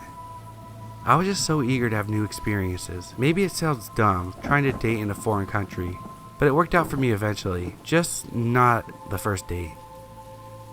I met him on a dating app after being in Seoul about 3 weeks. Let's call him Tim. I still didn't know the culture or city very well and was a bit naive about everything. He eagerly wanted to meet me for a date after talking to me, and he seemed nice. I should have asked more questions. I should have also noticed that he wasn't giving me many details about himself. Tim was a bit older than me, but claimed that he was a college student. I assumed that he'd done a little bit of military time, since all men have to in Korea, and then returned to school afterwards. We talked for a bit and decided to meet up for a tea date near the school I went to. He wanted to come to my dorm originally to pick me up, but I lived in an all-women's dorm and didn't want him to know exactly where I lived since we were still strangers. So instead, I insisted that we meet at the main town center near the subway. He really didn't like this idea, which looking back at it was a major red flag, but eventually I insisted. The night of the date, I waited an hour for this guy. He was very late. Tim weirdly claimed he just wanted to make me wait. I thought he was kidding and messaged him a laughing emoji, assuming he was just lost. When he finally arrived, he was much smaller than I thought, but a man's height has never been something I care much about. He was also quite thin. Maybe I let my guard down because I didn't see him as a physical threat, which was a mistake in the end. Right off the bat, he was way too touchy with me and breathed creepy and heavily. I was so off put by his demeanor. I'm usually very tolerant with different personality types, but this was very odd to me. I had been told that most Korean men would be polite and not so touchy on the first date. He was also dressed oddly, like in business attire for a date, but I thought maybe it was a Korean thing. Again, I was dumb and knew jack shit about the culture. Then, the first thing he said to me was, "You're not as white as I thought you were." I thought this was a translation error, but his English was nearly perfect, so I asked for clarification. And he said what he meant. "I thought you'd be more white. Your skin is darker than I thought, and your eyes aren't as green. Are you pure European?" Now I was officially weirded out. First of all, I'm pretty much as white as you can get. I'm Irish and Scandinavian, so white as hell basically. So the fact that he thought that I could possibly be more whiter was funny. And why the hell did he care in the first place, anyway? Why does my skin color matter to this guy, and why is he bringing it up? He said about 3 times on the date how he wished my eyes were greener, and every time I would just reply, "Well, maybe my online photos make me look brighter," and brushed it off as him being nervous and trying to start conversation. Isn't it funny, the dumb excuses you make when you're panicked? When we arrived at the tea place, I tried to order a basic raspberry tea, and he stopped me and told me I had to order a special tea. I thought it was weird that he wanted to choose my tea for me, but in my head I brushed it off once again. He really insisted I only drink this tea type, and I just agreed. These small details become weirder later. After tea, he asked me if he could look around my school. It was dark out, but my school was very well lit, so I agreed. And the whole time we were walking around, he would randomly stop and grab me for long hugs. At first I let it happen, but then I stopped him, and he just kept trying. He kept grabbing me and breathing hard onto my neck. It was so awkward. He also would not tell me any personal details about himself. I asked so many questions, desperately trying to distract from the awkward grabbing and trying to get to know him. But he would never tell me anything. He even said at one point, "I'm a mysterious man," like a movie line. He also said something like, "You look so much like my favorite movie character." And I asked him who, but he said I would have to figure it out on my own. Finally he said, "I want to go into a dark area." And in my head, I screamed hell no. At this point, I wanted this date to be over fast. He somehow knew that there was a wooded area behind my campus, and he said we should go there. I said no, and that I just wanted to stay near the main campus and town. But he kept pushing. Finally he grabbed my arm and started dragging me there. He said, "I can't let anyone see," and I started to panic. I finally ripped my arm away and just demanded we leave and go back to the main road immediately. Looking back, I don't know why I didn't ask for help or get angry. Maybe I was scared, but I just began to book it back to the main road, and he followed. We ended up in front of a hospital near the center of town, and I told him it was time for him to go. I made some excuse, and he was pleading with me to stay. I told him that we could meet up the next day, which I lied, and that I would message him. I just wanted to get away from him at this point. I was pretending that it was all okay, just so he would leave. Suddenly, I think he's leaning in to kiss me, and I immediately think, oh god no. But it was so much worse. Instead, I feel a pain in my face. It takes me a second to realize that he's biting my face. It was like a dog. I had never felt this sensation before. He leaned his head sideways and bit me on the nose and cheek as hard as he could. I screamed and pushed him away. His face looked so freaky, and I barely had time to react in words. Instead, I ran up to the sidewalk until I saw the convenience store on the right.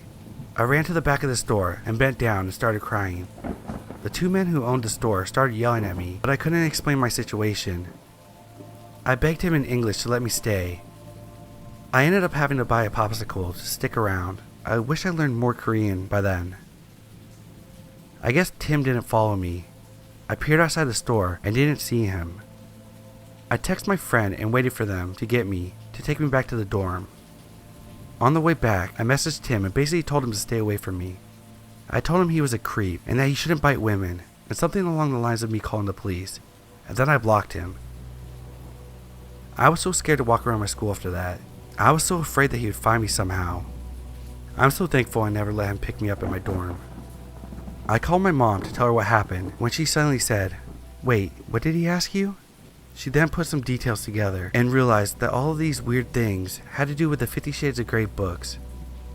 At first I thought she was just being silly and overthinking a bad date. I thought she was joking, but oh god, she was right. She had recently seen the movie or read the book or something and knew the details. The eye color, the way he dressed, and the tea he made me drink, and the random lines he said. It all matches the books and the movies. For his dirty little fantasy. My mom thinks he picked me because I look like the girl in the movie. It explains why he was fixated on my appearance, and his whole thing with biting and trying to dominate me. Even if it wasn't his intention, I later learned that there are a few creeps who seek out foreign girls to dominate and have sex with them like a prize. They call it riding the white horse or something along those lines. On a happier note, this bad experience didn't stop me. I eventually met someone else in Korea and ended up falling in love. We even did the whole long distance thing, and now I'm living in Korea, studying and working. I hope to get married soon, so I guess I didn't let this bad creepy guy stop me from living my life.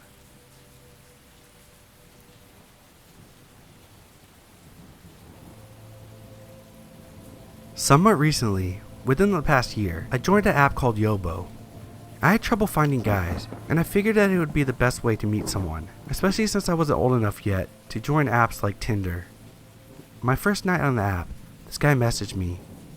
He looked a bit old for his age, which he stated was 17. Since he was cute and my age, I thought it was a score. I also assumed, like an idiot, that that was his age and his pictures were just flattering enough to make him look older and more mature. We hit it off instantly. We had lots of flirting and sending pictures back and forth. Thankfully, I never sent him anything too explicit. He would always compliment me on how beautiful I was, and he just wanted to see me and how much he would cuddle with me if we were to meet up. I strongly considered this, as I could drive myself and just use going out with a friend as a cover. Luckily, I was busy the weekend after we first met, and things also ended before this could happen. I started to get suspicious that he was maybe not who he said he was, as anyone should be on the internet, especially me as a younger woman. I tried multiple times to ask him if we could FaceTime, so I could verify this. He instantly flipped demeanors, getting kind of aggressive and defensive, asking why I wanted to and why it mattered. Red flags immediately were raised. We talked for another week before he started getting more aggressive. There was a few times I would act bratty to flirt, and he didn't take it well. He called me a whore and told me he would never want to be with a girl who was with other guys. I was also working quite a lot, so sometimes I would miss his messages or see them and forget to message him back. He would start cursing me out, calling me names, and calling me out for leaving them red. That immediately was the last straw for me, and I called him out on his bullshit. I went off on him, explaining that I was very busy and that my school and work would always come before he did. He screenshotted my text, where we talked on Snapchat, so I could see every time he screenshotted it, and his idea of a great response was, "So no head?" I blocked him and found him on every platform and blocked him there so he couldn't contact me. Later found out, when blocking him, he was actually 24.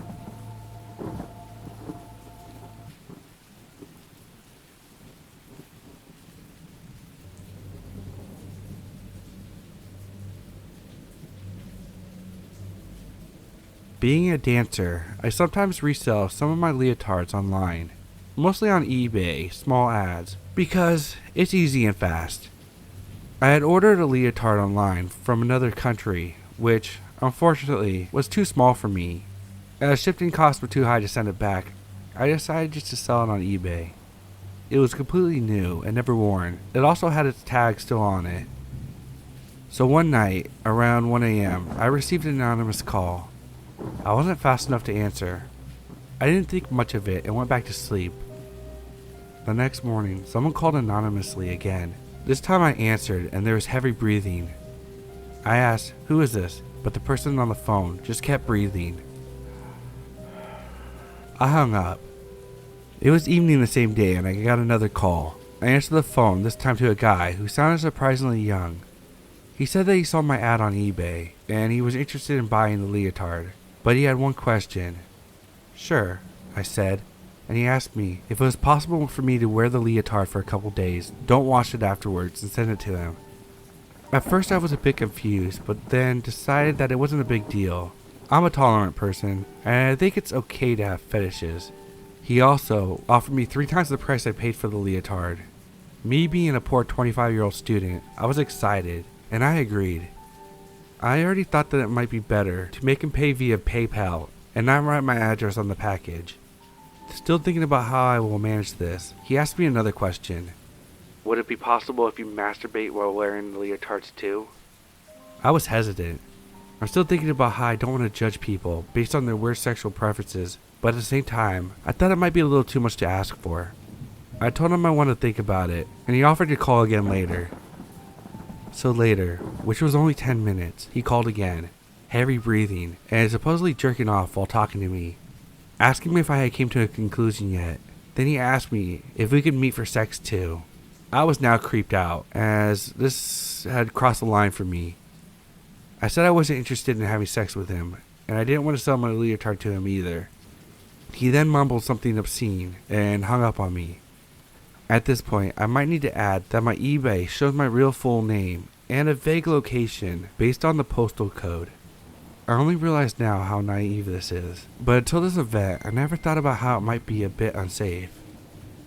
I was a bit creeped out as this guy knew my real name and sort of where I lived. But then I thought, due to the fact that I have a very common name in a city where there's 100+ girls my age with that name, I might just stop being paranoid. He was just looking online to buy clothes from some girl who worn them. Yeah, I was wrong. The next days, I received at least 5 anonymous calls a day. I never answered, but I knew who the anonymous caller was. The calls continued and continued, and roughly after 10 days, I decided to answer the phone and tell him to fuck off. There was heavy breathing again, and he asked me several disgusting things, at some point screaming, "Answer me, bitch!" I was totally creeped out and hung up on him. He called again. For a minute, I tried to resist the urge to answer, but after the shock I had gotten, I was very angry and wanted to scream back at him. I picked up the phone. He started saying that if I didn't play along and talk with him, he was going to come visit me and force me. I said I don't believe him. He laughed, very creepy, and said that he knew where I lived. I had a strange feeling, but wasn't sure to believe him or not. I told him that he was a sick man and that he didn't know shit, and if he calls me again, I'm calling the police. Then I hung up on him. I told my boyfriend this conversation. He knew the whole story, and I said that I was a bit scared that he might actually found out where I lived. We both agreed on being a bit alert for the next time, and I tried to forget about this whole thing. 2 days later, my boyfriend was going on a walk with our cat. Yeah, we at least trained him, and he actually loves it. We live in a big city complex, so that's the only way he can go outside. Anyways, my boyfriend noticed something odd. A guy with a foreign license plate parked on the other side of the street where our apartment was, and he was strolling along the houses, checking all the door plates. He then arrived to our house. My boyfriend could see him writing something down when he checked our door plate. The man then realized that my boyfriend was watching him, rushed back into his car and drove off. We later checked the city of the license plate, and it turned out to be a city is from 450 kilometers away, a 4 to 5 hour drive. At this point, I was really scared. Was this him? Had he actually done research and checked out all the options where I could live and who I might be?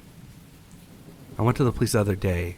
They told me that it wasn't possible pressing charges because he wasn't actually doing anything, and that he needed to be calling me for 6 months minimum till it would be an actual crime to pursue. The calls continued. I never answered. I couldn't block the number because it always said anonymous. Then, yesterday, I called the phone provider and somehow managed to block everyone who calls me anonymously.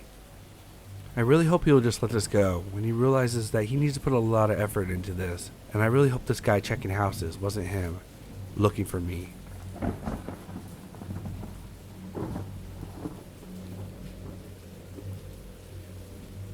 A few years ago, I moved with my family right before I started college.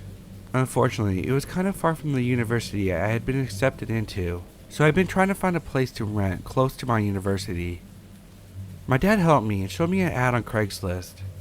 There was a nice looking house for rent, and it was close to my university. I decided to set up a meeting and go check out the place.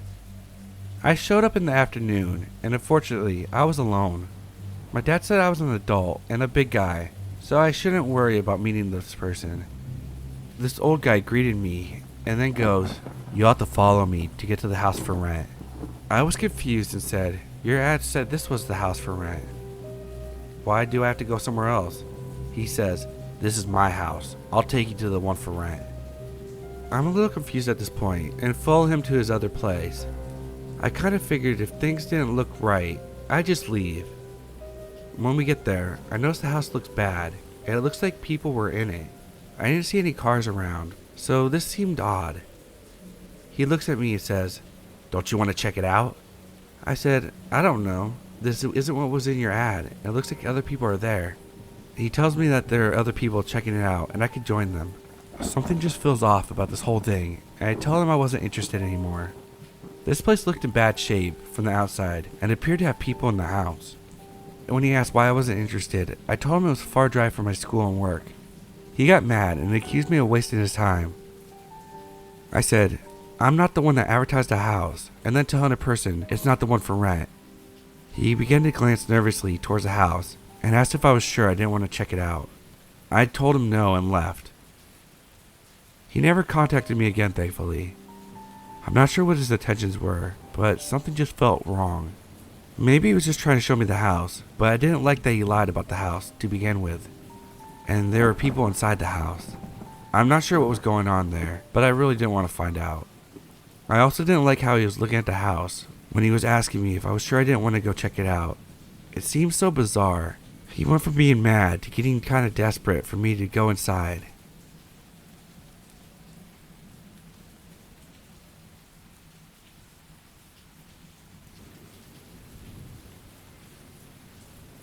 I know this sounds like common sense. Never go alone to a stranger's house. But you always think, it'll be fine. I learned my lesson. I was selling a used VR headset on Facebook Marketplace. A man who lived in my town 5 minutes from my home, messaged me saying he wanted to buy it. Everything went normal, and we agreed that I'd bring it to him after work at about 5:30. So today, after work, I go over to his address. It's winter, so the sun has set. It's a normal house, normal street. When I knock on the door, a 30-year-old man opens it. I recognize him from his Facebook page. Instead of handing me over the money, he tells me he left his money inside and that I should come in.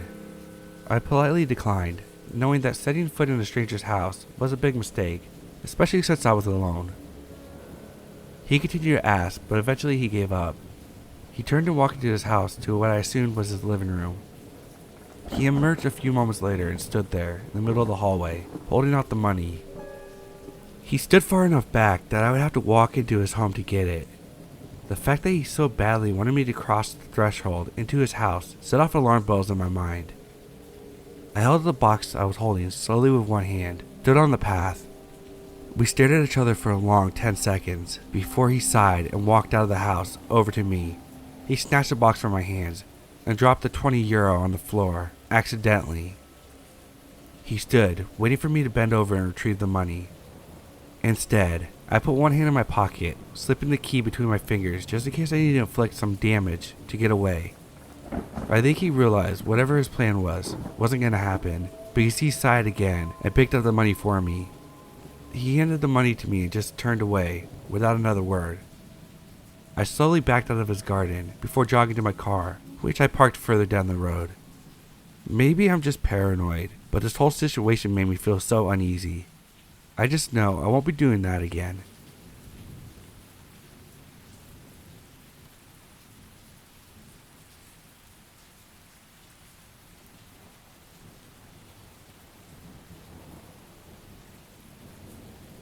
This isn't your typical scary story.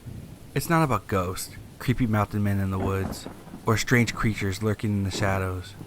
This is about the worst dating experience I've had so far, and hopefully will ever have. I'm a 30-year-old male. I recently had a long-term relationship fall apart, and I moved to a new city. I had been trying my luck in online dating for a while, and while I hadn't had a whole lot of actual luck, I still managed to meet some women who were fun to text here and there, and occasionally hang out with at the bar. But since meeting this woman, I've been very hesitant to ever go back on those sites. For this story's sake, I'll call her Allie. Our first date went alright. We went to a rock club, and then went down to the river to talk and smoke some cigarettes. She was quite a bit younger than me, 21 or 22, and definitely acted like it. Most of the jokes and references I made were too obscure for her, or were way before her time. Movies and TV shows that were drilled into my head growing up were completely unknown to her, and she didn't even listen to much of any classic rock I grew up with. Bands like the Grateful Dead, Jefferson Airplane, and Fleetwood Mac were all brand new to her.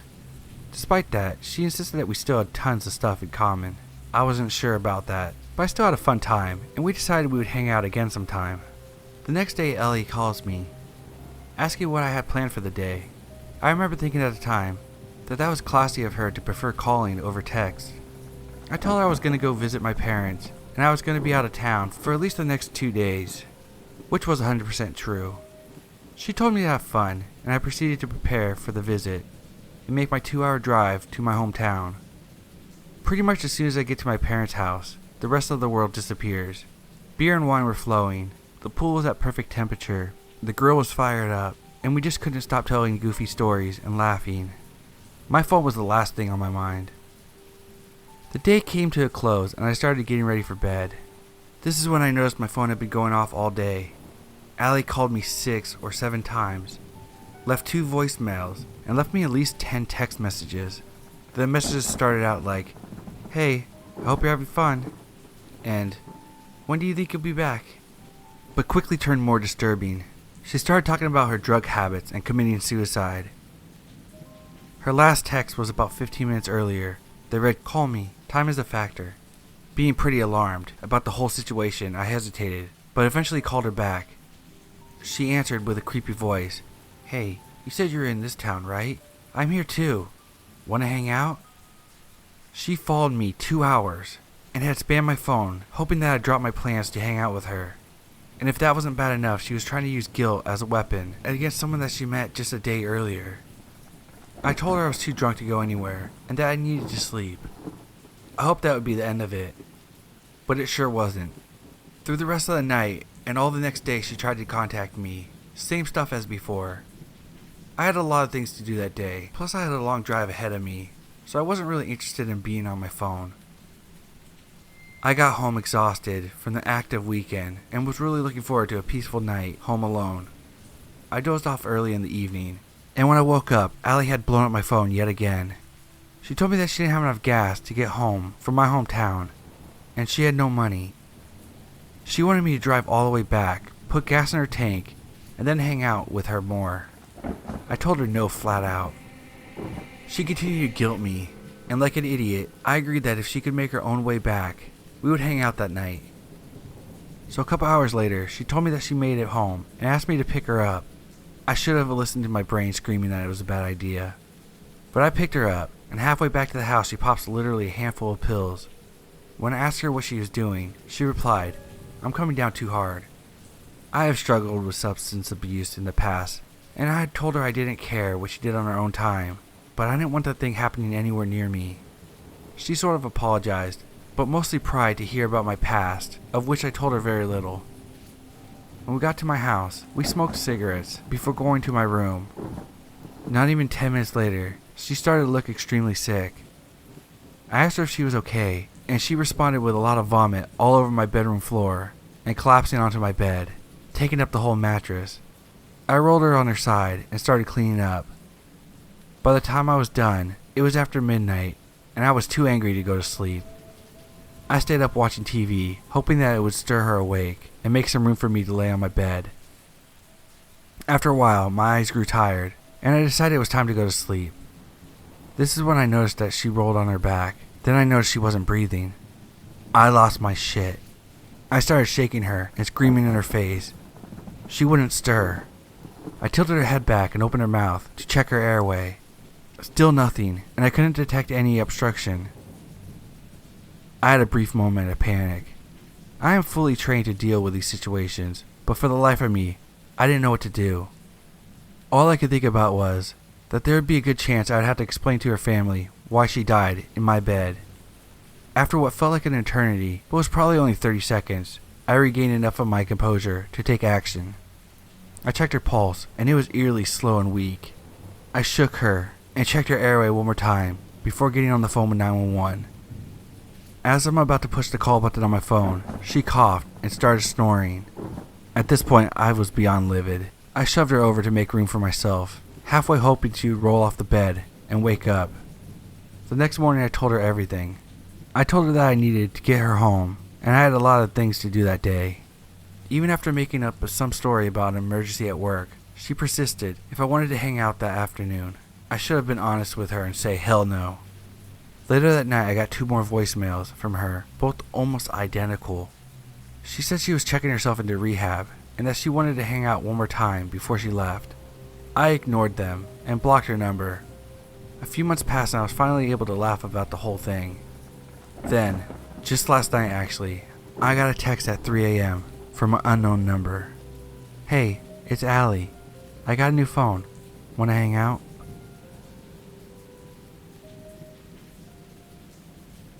So about 3 years ago when I was 18 or so, I was on Grindr and someone messaged me. This lovely gentleman shall be referred to as Rando. So we start talking, and we asked how we were, and what we were up to, the usual conversation starter. Shortly after beginning the conversation, Rando began to sound rather depressing, bemoaning about his insecurities and how everyone hates him, occasionally talking about how he should just kill himself. So, being the nice person I am, I tried to find something to compliment him on, trying to make him feel better, that sort of thing, or bring a smile to his face at least. And that's where things began to get heavy.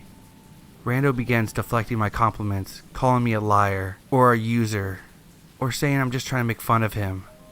I tried my best to reassure him that my compliments were genuine, because I hate seeing people depressed or down. It's just my nature to bring joy to people. Now, I've been in his shoes before, with the severe insecurity thing, so I know how it felt. After he finally began to believe my compliments were real, he began to get very attached to me. He started sending me over 20 messages at once, and if I didn't reply to him within 5 seconds, he'd start to be like, "Oh, I guess you found someone better to talk to then. You're just like the rest." And it began to get frustrating at this point. Now, I could have just blocked him and saved me the headache, but I have anxiety and feared that he would just turn up at my door someday and do something drastic if I blocked him. He also tried to send me nudes to grab my attention when I didn't reply literally instantly to his messages, and it got worse and worse from there. Eventually he told me that he was in my town over the weekend and began to get very pushy about meeting up somewhere. When I didn't reply, he flips out and starts finding me on different social medias to keep tabs on me. Facebook messages, friend requests, Instagram follows, etc. I went on a night out with some friends of mine, at the time forgetting that he was in my town over the weekend, and he saw me walking down the street and ran up to me, bawling his eyes out about me trying to avoid him. And then he began begging me for my phone number and my house address and whether he could join us for the night out. And when we politely refused, he followed us further and tried forcing drinks into my hand when we got to the bar. Infuriated by how cringy he was being, I went home to just realize he boarded the same bus as me and followed me back to my place before he finally disappeared. He started messaging me on Grindr about visiting my home sometime or trying to find my friends to get my phone number. I finally snapped at this point and finally blocked him and thought that was that, only to discover the next day he was trying to catfish me with my own pictures to get my attention and screaming to know why I blocked him. At this point, things had got way too heavy and I deleted Grindr from my phone, changed my number, and moved just to avoid him. The whole experience really puts me off dating people with severe insecurities out of fear that something like this will occur again, and I've been trying against my nature to avoid complimenting people too much. 3 years later, and I haven't seen him since. So Rando, let's not meet.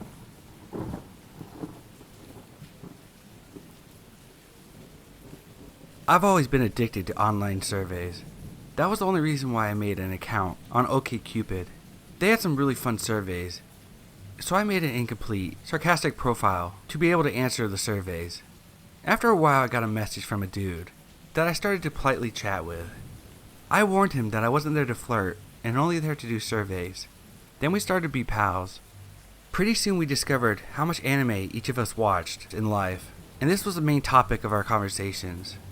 I'm not sure how it happened, but we started to see each other a lot. He seemed fun, but he always had a crazy look in his eyes, like you don't know what's gonna happen. He used to give me tons of attention. Convention tickets, food, weed and alcohol. Often he would hit on me, but then I would have to go back and start talking about the fact that I wasn't interested. So there was this one night, I was in college back then, and one of my classes ended at 11:50 p.m. This guy called me earlier in the evening, saying that he had a lot of weed and alcohol, and that we should hang out together that night. He said he would even pick me up at my uni. My class was over, and he's taking his time to get there. I decided to invite him to an elderly gym close to my house so we could smoke and drink together. There honestly wasn't that much weed or alcohol anyway, so soon I said, I need to go home because I have classes in the morning. Now, I live in a neighborhood that there's nothing else other than big houses. Nothing. Not a drugstore, hospital, school, nothing. It usually takes me 20 minutes to go from the bus stop to my residence, and I don't walk slow. We were in the middle of this course, so about 10 minutes away from getting home by walking from where we were. He offered me a ride, and I accepted. As soon as we get into the car, he starts moving close to me, touching my thighs, and asking me for oral. I get really annoyed after telling him so many times, and I told him I just needed to get home soon. That's when he starts to undo his pants. I freak out a little bit, but then, after a few seconds, I jump out of the car and start walking towards my house. I shouldn't have done that, of course, because until then he didn't know my address completely. But I was very tired after a Calculus 3 lesson that ended close to midnight, and after spending the entire day and night at uni. He shouted something I couldn't understand, and I started to walk even faster, as he turns the car and starts following me very slowly. That's when I start to run. I could already see my house from afar.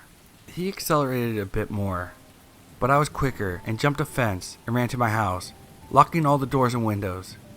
When I woke up the next day, I had a message from OkCupid dude, which said, "I know where you live, I know who your friends are, and I know which uni you attend. By the way, I love the picture of yours with long ears and the high sock stockings. Thing is, I never posted that picture anywhere online, and I've never given him my phone to use. I deleted my account after that, of course, so screw you, creepy anime dude. Let's not meet."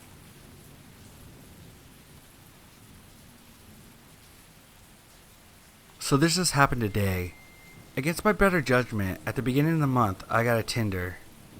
I matched with a few guys. One of them was named James. We ended up texting each other, and he seemed pretty chill, and he was pretty into me. He was a decent looking guy, and we seemed to click. He had apparently been in a relatively abusive relationship, and he was looking to start over. According to him, she hit him with a frying pan and pepper sprayed him once. He kept going on and on about how crazy she was. We went out to the movies this past Friday, and I had a great time. We ended up talking for a few hours, and we hit it off pretty well.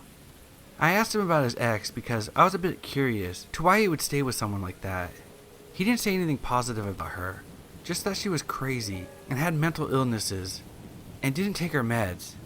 She had tried to baby trap him, but she ended up having a miscarriage. He expressed relief that she didn't end up with his kid. In all, I had a good time, though. This morning rolls around, and he tells me that he had hooked up with his ex last night, and that he was going to try to work things out with her. Mildly insulted that I lost out on an abusive chick, but whatever. I tell him it's cool. A few hours later he texts me to say that she was crazy, and he thought that she was changing, but she wasn't. Blah blah.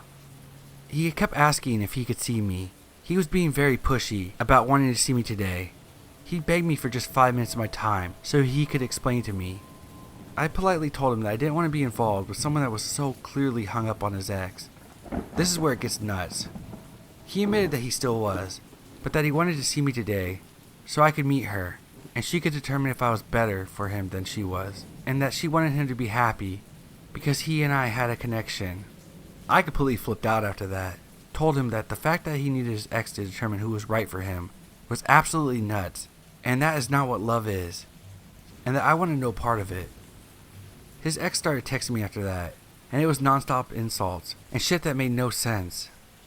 She also dropped the bomb that she was actually his wife. I basically told her to piss off, and I blocked the number. I went on Tinder to message him, where I called him a piece of shit, and if he was intelligent, he should leave her and never message me again. He started to harass me, saying that I was miserable because they had a beautiful love together, and all this other crazy stuff. Then went on to say, "My wife knows where you work. I hope she doesn't do anything rash." And I told him if that was a threat, I would gladly go to the police. He said that she had been to jail before, and she's not afraid, and that she loves him so much that she would mess anyone up, even if it meant going to jail for him. That she would kill my friends if they tried to protect me, and that she was also armed and dangerous. I told him goodbye, reported him, and deleted my Tinder account. I did go to the police tonight, but since it wasn't a direct threat, they couldn't do much. The cops think that James was more or less full of shit, and just trying to scare me, since some people love getting off on that shit. They said I did the right thing by blocking him and reporting him, and said I should just keep my eyes open and alert people at my job. The scary thing is, James seemed perfectly normal, but he lied about being married, how he felt towards his wife, and he flipped like a switch. His excuse for not being upfront about being married was that they were going to get a divorce. I honestly wonder what would have happened to me if I had gone to talk to him for 5 minutes. I'm kind of concerned since they do know where I work, but if either of them do try anything again, the cops can actually nail them. What a weekend.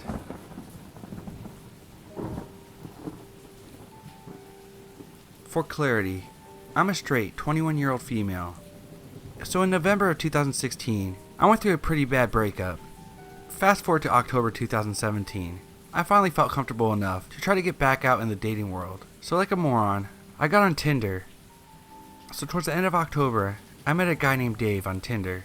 And from the looks of it, he was an okay guy. He was funny and a gentleman, didn't ask for anything appropriate, and seemed fine. We talked for about 2 weeks and set up a time to go on a date. We decided to meet where he had recently moved to, which was about 35 minutes away from my house. I got to the bar to wait for him, and he was 15 minutes late. He walked in and looked relatively similar to his pictures, which I was really happy about. And then he opened his mouth to talk and had a very strange voice, like he was on the verge of crying. It was very weird. He had some tattoos on his arm, including the all-seeing eye Illuminati symbol. Trying to break the tension, I jokingly said, "Illuminati confirmed. Tell me all your secrets." He responds with, "What the hell are you talking about? Don't say that kind of stuff in public." I kind of just laughed it off, but he was being real weird. He then says, "You know that people that pry are people who die." I just looked at him, and I generally did not know how to respond. Fast forward 20 minutes, and a couple of my friends come to the bar, after me urging them to. The minute I sit down, he puts his hand on my knee and squeezes. And not like, "Oh, I'm interested," but a hard squeeze. I looked at him to stop, and he leans over and whispers, "You have lovely knee caps." By the time my friends left, which was about an hour into the date, he had 7 beers, and it was a Tuesday. As I go to close my tab, he stands behind me, and he had a boner. Full mass boner. I very quickly signed my receipt and stepped away. It starts raining, and he informs me that he walked to the bar from his house and asked me for a ride. Reluctantly, I agreed. And on the very short drive to his house, he informs me that's not actually his house and that he's living in his sister's basement. When I finally park in front of his house, he leans over to kiss me, and I try to give him the cheek, and he physically turns my head and puts his entire tongue in my mouth. As I pull away, this guy did it again. "Get the hell out of my car," and he responds with, "I'm in love with you. I knew from the minute I saw your pictures. You have to come inside and meet my sister and her husband." I told him that if he didn't get out of my car, I was going to call the police. He started to tear up as he got out of my car. So weird boner, Illuminati guy, let's never meet again.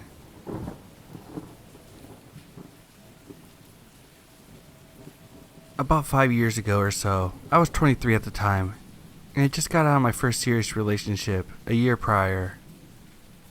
That guy was the first love and the first sexual experience, so needless to say, when things ended and he had zero interest in trying to make things work out, I was heartbroken. After about a year of moping around and being stupidly sexually promiscuous, I decided to try actual dating. I met this guy named Rick on a dating website. He was a couple years older than me, was an ex-Marine, cute, and good at making conversation. After a few days of talking online, he asked me for my number, and we decided to meet up. I drove to his house and come to find out that he lives with a few other guys who looked rather shady. Now he actually lived in a good neighborhood, but the way they kept their home and the way his roommates looked at me was my first red flag, that an inexperienced, naive girl would not fit in this crowd. But I decided to stay and give it a chance. Once he saw me, he came up, gave me a hug, and handed me a helmet to his motorcycle. Now, I have never in my life rode on a motorcycle before, but I've always wanted to. So I thought, why not? And I hopped on. The street that he decides to take me down is known as a very long and windy road that is pretty secluded. It's also important to note that it is springtime, and it is about 5 p.m. when we go on the ride. I didn't realize at this time he had decided to take me on this specific road, but once we got on it, my red flag started to kick in. I began to realize it's dead silent out here, and there are no other cars on the road right now. It's starting to get dark, and I don't know this guy, so what the hell am I doing? My alarm bells start ringing. Now I will say that, while I made tons of mistakes within the story, this instance is where I am proud of myself of how I reacted. Once my anxiety kicked in, I told him that we should turn around and go home. He started laughing and asked if I was scared, and I just said no. I needed to go home because my parents were expecting me for dinner. He kept riding forward. More alarm bells ringing. Pictures of me being raped or left in a ditch came to mind. I kept asking him if we could just turn around, and can we please go back, and he finally gave in and turned around. The next day comes. I tell myself maybe I was overreacting, and he was harmless, and I decided to go on a second date a few days later. We met up at a sports bar for dinner, and had a couple of beers while watching the hockey game. The whole entire time we were sitting there, Rick has his arm around me and has me literally attached to his hip, constantly trying to make out with me and acting extremely possessive. At this point I completely freak out because I barely know this guy, and all he is talking about is our future and how he would be such a protective boyfriend since he is an ex-Marine. I knew I was done with him at this point, but unfortunately my car was at his house. When we were done and headed home, he insists that I come inside and hang out for a bit. I decide to walk in and stay about 5 minutes. Yeah, I don't know what I was thinking. We walk into his room and he immediately pounces on me, making out with me and trying to fill me up. I kept pushing his hands away and kept telling him that I needed to get going. But I could tell he wasn't going to give up until I gave him what he wanted, especially after I realized his little friend was aroused. He told me that he wouldn't let me leave until we did something. I have no idea what he would have forced me to do if I kept rejecting his advances. So I decided my only way out was to finish him off. So I did. And the entire time, I was trying to act like I was enjoying it, while dying inside and hoping he would hurry up and finish so I can leave. Luckily I only used my 2 hands, and luckily it only took him a few minutes to finish. Once he was done, I literally ran out the door and sped home. After that night, he tried to ask me to hang out again. I told him that I think it was best if we stayed friends. This guy became relentless, calling me and texting me and begging me to see him. Then he proceeded to call me a bitch because I was ignoring him. Then would apologize for calling me a bitch, and it was only because he liked me so much. So I blocked him. Then he tried to message me on Instagram, so I blocked him there. And then on Facebook, and finally on Snapchat. So Rick, please let's not meet ever again.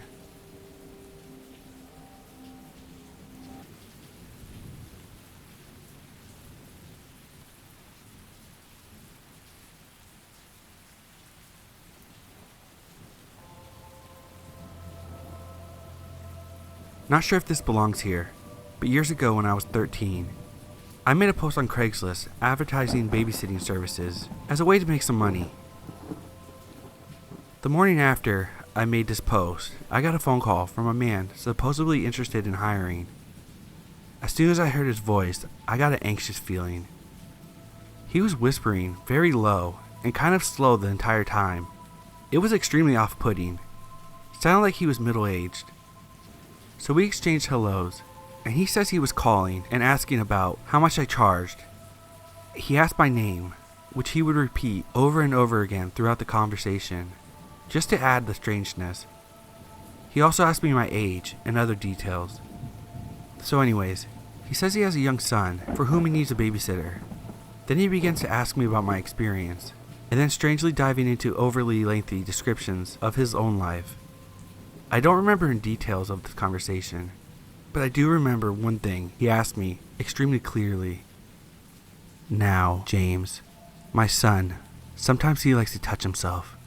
That wouldn't bother you, would it? In his creepy, slow and low voice. I just remember being filled with anxiety and wanting to hang up immediately. It was just sort of beyond too much information. His voice and tone really made it a lot worse.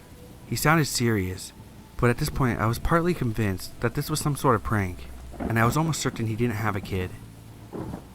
I had no idea how to respond to that, even though it was just on the phone. Me being stupid and, at this point, a petrified 13-year-old kid, I just responded with, "No." And I'm sure he realized how nervous I sounded, because he just kind of gave a low little chuckle and continued on. Because you know how little boys are. Honestly, a lot of details of the convo are blurred, and it went by fairly quickly. I just remember nodding and yesing my way through the conversation till the end, when he asked me my availability and said he would give me a call back. He ended the call with, "Okay, thanks James," with a little chuckle and hung up. Can't remember whether he gave me his information or not, but I'm pretty sure he did not call back. I do remember jumping onto my computer and taking down my ad as soon as the convo ended. I felt like complete crap after the phone call, and wondered whether this was a normal discussion for an adult to try to have with a potential child babysitter. I mean, it's not right. Definitely glad I never met this dude. Terrible, terrible vibes just through the phone.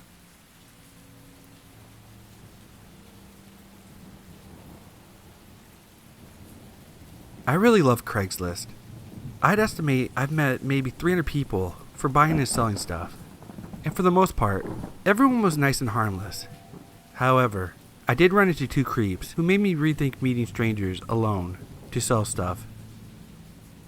I was an early 20-year-old female at the time. First guy. It's 2009, and I'm staying with my parents for the Christmas holidays in a small town in Florida. I'm going through my childhood room and cleaning out the closet and find a giant CD folder full of maybe 100 really shitty CDs. Think Nickelback. It's the 21st century. No one really uses CDs anymore. I figured I'd try to sell the CDs on Craigslist. I put up a listing, 100 CDs from the late 90s and early 2000s, mix of rock and pop, all for $35 or best offer. The next day I get an email from this guy named John around 2 p.m. He says that he's in my town temporarily and he wants to buy the CDs. He said that he could pick them up after dinner around 8 p.m. I emailed him back my address and number and tell him to text me or call me when he's on his way.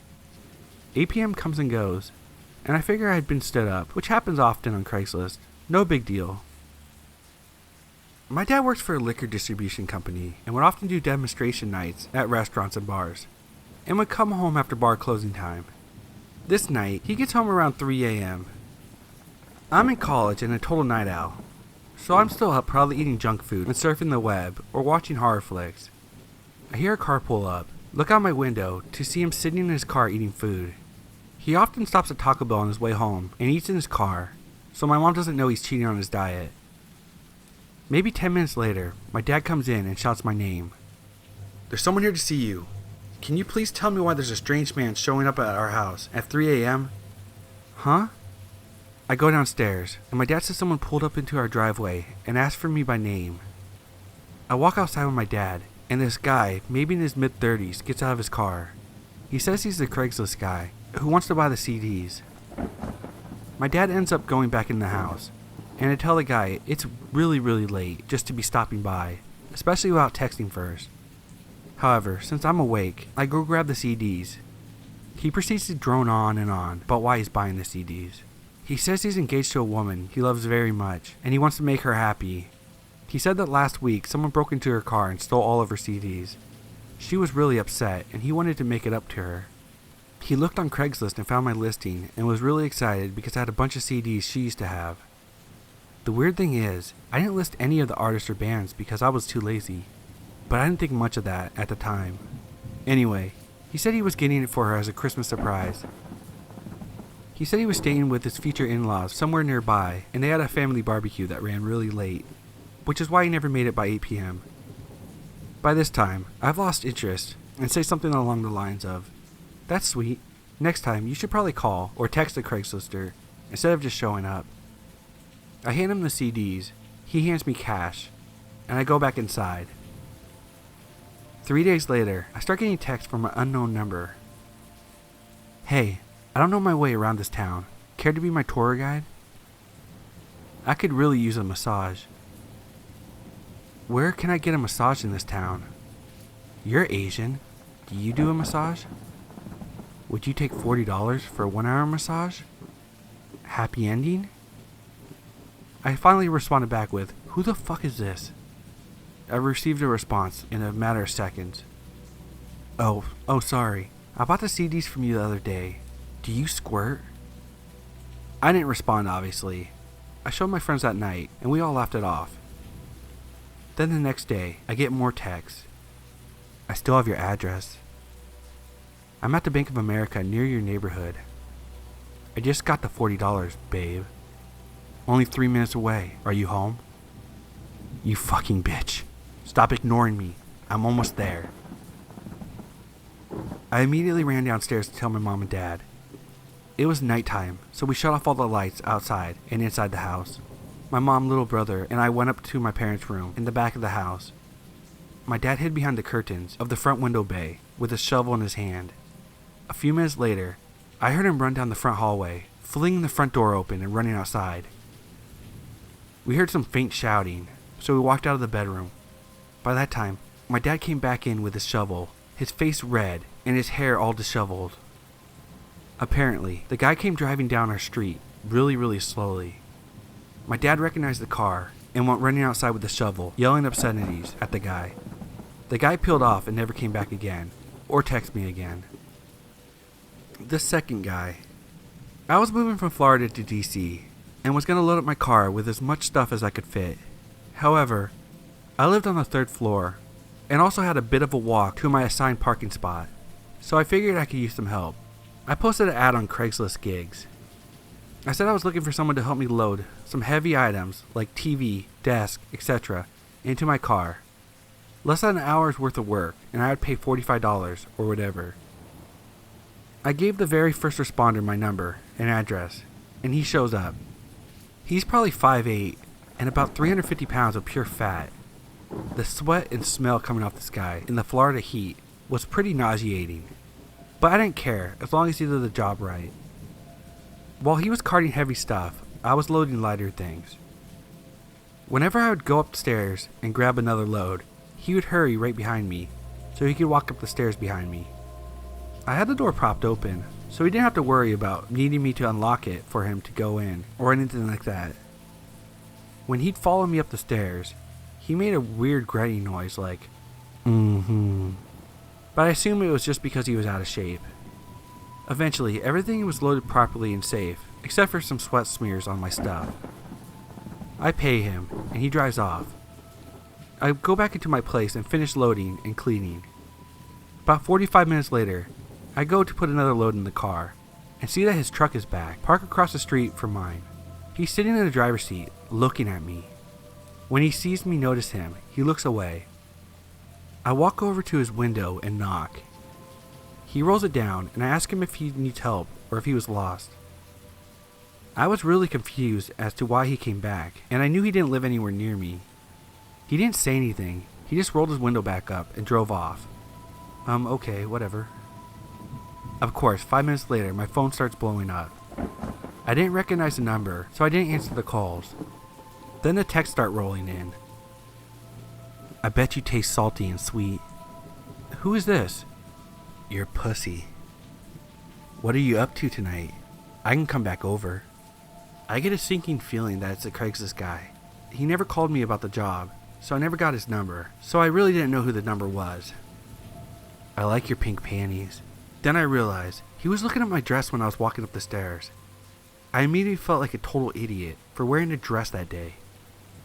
He then starts dialing my number over and over again. I didn't know how to block a number through Sprint, so I just turned my phone off. Later, I was with my friend grabbing a bite to eat and turned my phone back on. I got another text from the guy about how he wanted to toss me around like a rag doll and tie me up and make me beg for it. I show the text to my friend and tell him the whole story. The Craigslist creep then proceeds to blow up my phone again. So my friend answers, and he says he's going to cut his dick off and feed it to his dog if he ever contacts me again. I moved the next day, so I never had to worry about him randomly showing up in his truck again. Since then, I bought and sold stuff on Craigslist, but I always make sure to meet people in a public place.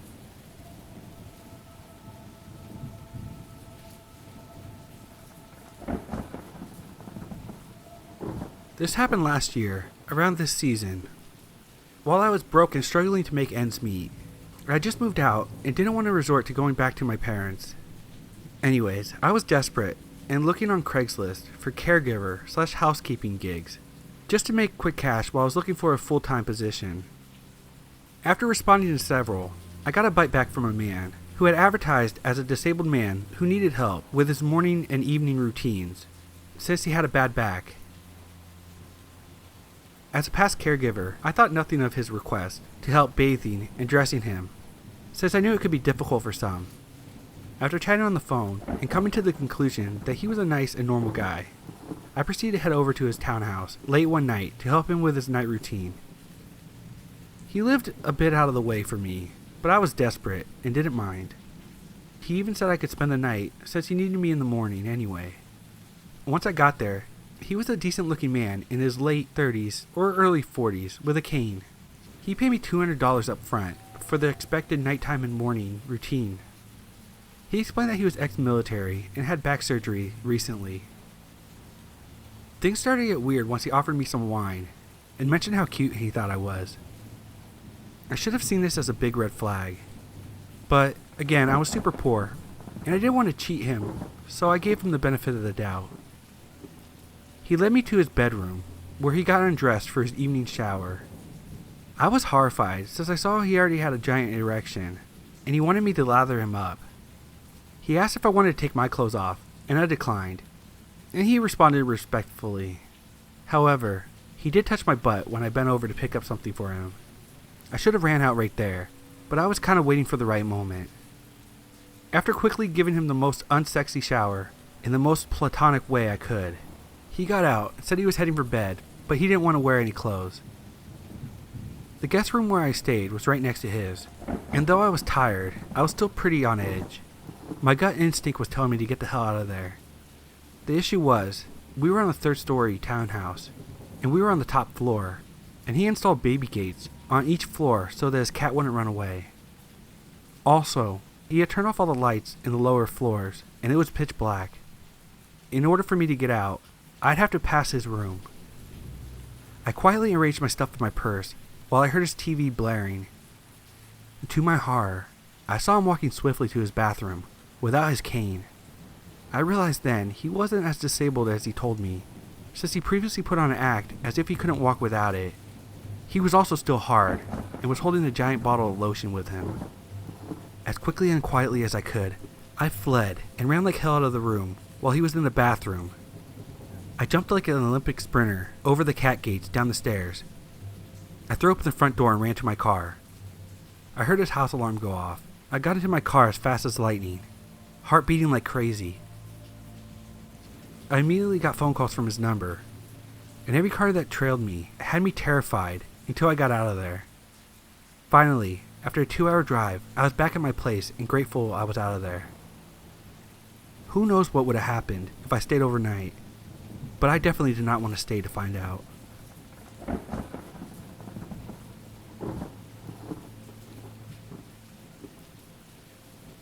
I've gotten used to checking Craigslist before buying anything new, so when my ice cream maker died, I headed over there. I found the one I wanted, new in the box, and emailed to see if it was still available. For some reason, I assumed I was talking to a woman, and we made plans to meet up. I had gotten sort of careless about meeting in a public place, and had agreed to come to her home, believing that she had several small kids that made it difficult for her to leave. I was supposed to go after work, and we switched to text messages so they could give me the address, and so that I would let them know when I was on my way. I had gotten home, and they texted me the address. My normal routine at this point would have been to hop into the car and use my TomTom, but since I had just booted up my PC while waiting, I decided to use Google Maps. I typed in the address, and it showed that a registered sex offender, violent sex offender, and child sex offender lived there. I googled the phone number and the same person came up. I let them know I wasn't coming, went to a Walmart, and spent $5 more to buy it there. So Mr. Sex Offender, who tried to lure me with ice cream, let's not meet.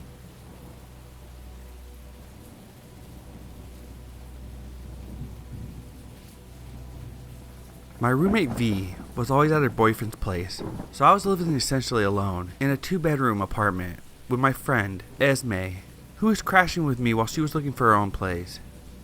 She found a place online that was nearby, renting a master bedroom with an attached bathroom. The ad said female only, for way cheap. We checked out the Google Street View on my laptop, and it looked like a cute little beach house. She then rode her bike over there to check it out. She said there was 2 beach-type white guys, a young, disheveled stoner guy, and a middle-aged parrot-head guy that would close talk while giving her obvious elevator eyes the whole time. She's a pretty, petite, Mexican girl, and was about 21, but looked a lot younger.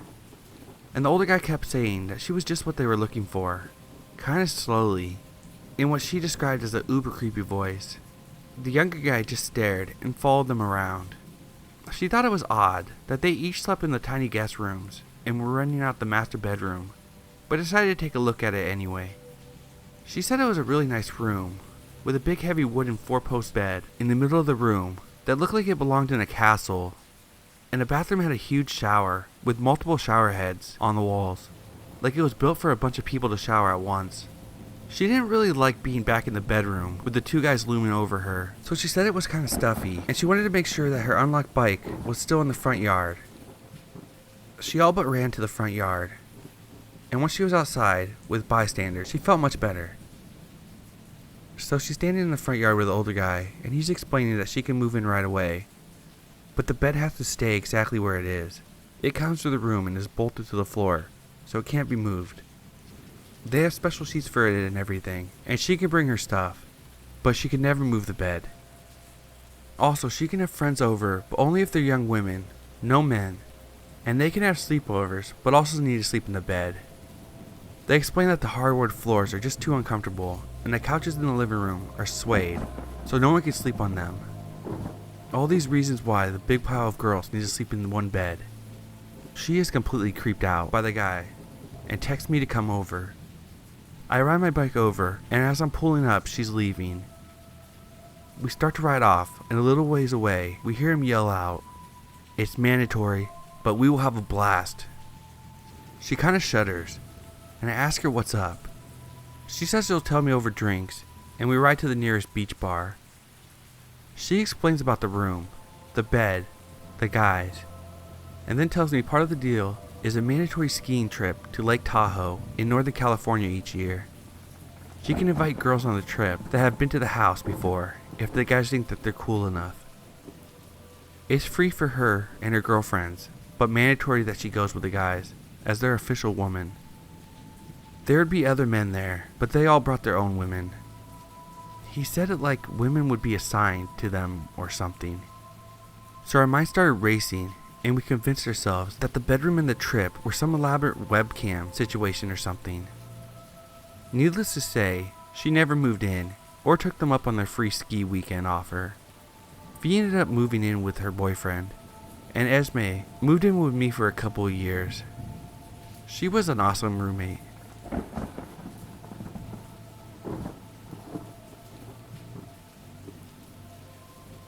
I was about to start my freshman year in high school, and unlike 97% of the kids in my middle school, I went to a school based off technology, and instead of books and paper, we used computers. The junkie-free Chromebooks the school provided were not my taste, so my father and I searched Craigslist for a Mac, and after a few days, we hit the jackpot. A $350 used Mac Pro in great condition. My father and I met the lady at a coffee shop. She was short, skinny, and very happy. I gave her the money, and she gave me the laptop, looking almost new. We opened the Mac to go set it up. The green webcam light turns on. That meant the camera was showing our face. I thought nothing of it at first and shrugged it off, but for 2 months of using it, the green light stayed on, day and night, every time I used it. During lunch, my friend suggested that I put a piece of tape over the camera just in case, so I grabbed some duct tape from my art closet and placed a small piece over the webcam. After that, the green light finally turned off.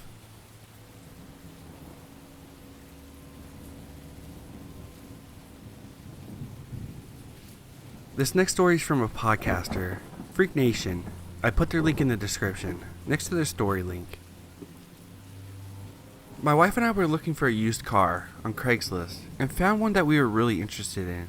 We contacted the seller and told him that we can meet him up in a very public mall in an hour. He responded that he wouldn't be available until he got off work at 5. We agreed to meet him at the mall at 5:30. We arrived at the mall a little early and soon get a text that he's running late. So we wait and wait and wait. Then we finally get a text around 6:30 saying that he should be at the mall soon. This was in late fall, so it was already getting dark, and we started to worry the mall wouldn't be as busy soon. A short while later, he texts us that we should meet him at another address in a rougher area of the city. I look up the address to see it's a casino, gas station right off the interstate. I figured it would still be busy around 7, so we head over. We pull into the parking lot and don't see the car. My wife finally says, "Is that it?" and points to a mid-sized SUV hatchback. It certainly looked like the right car, but it was dark in that part of the parking lot, squeezed between some parked 18-wheelers. As two petite women, we were very wary of going over there. We locked the doors and drove over. It was definitely the car, but it was parked in the most darkest, reclusive, least visible spot in the whole parking lot, with the hatch open. No lights were on inside the car, and no one was around the car. I stopped for a couple of seconds to see if someone would come greet us. When no one did, I drove away. I parked under the casino sign, right next to the entrance of the parking lot, and texted the guy my location. He responded with, "I'm over here, by the semis." We left immediately. It was all too weird.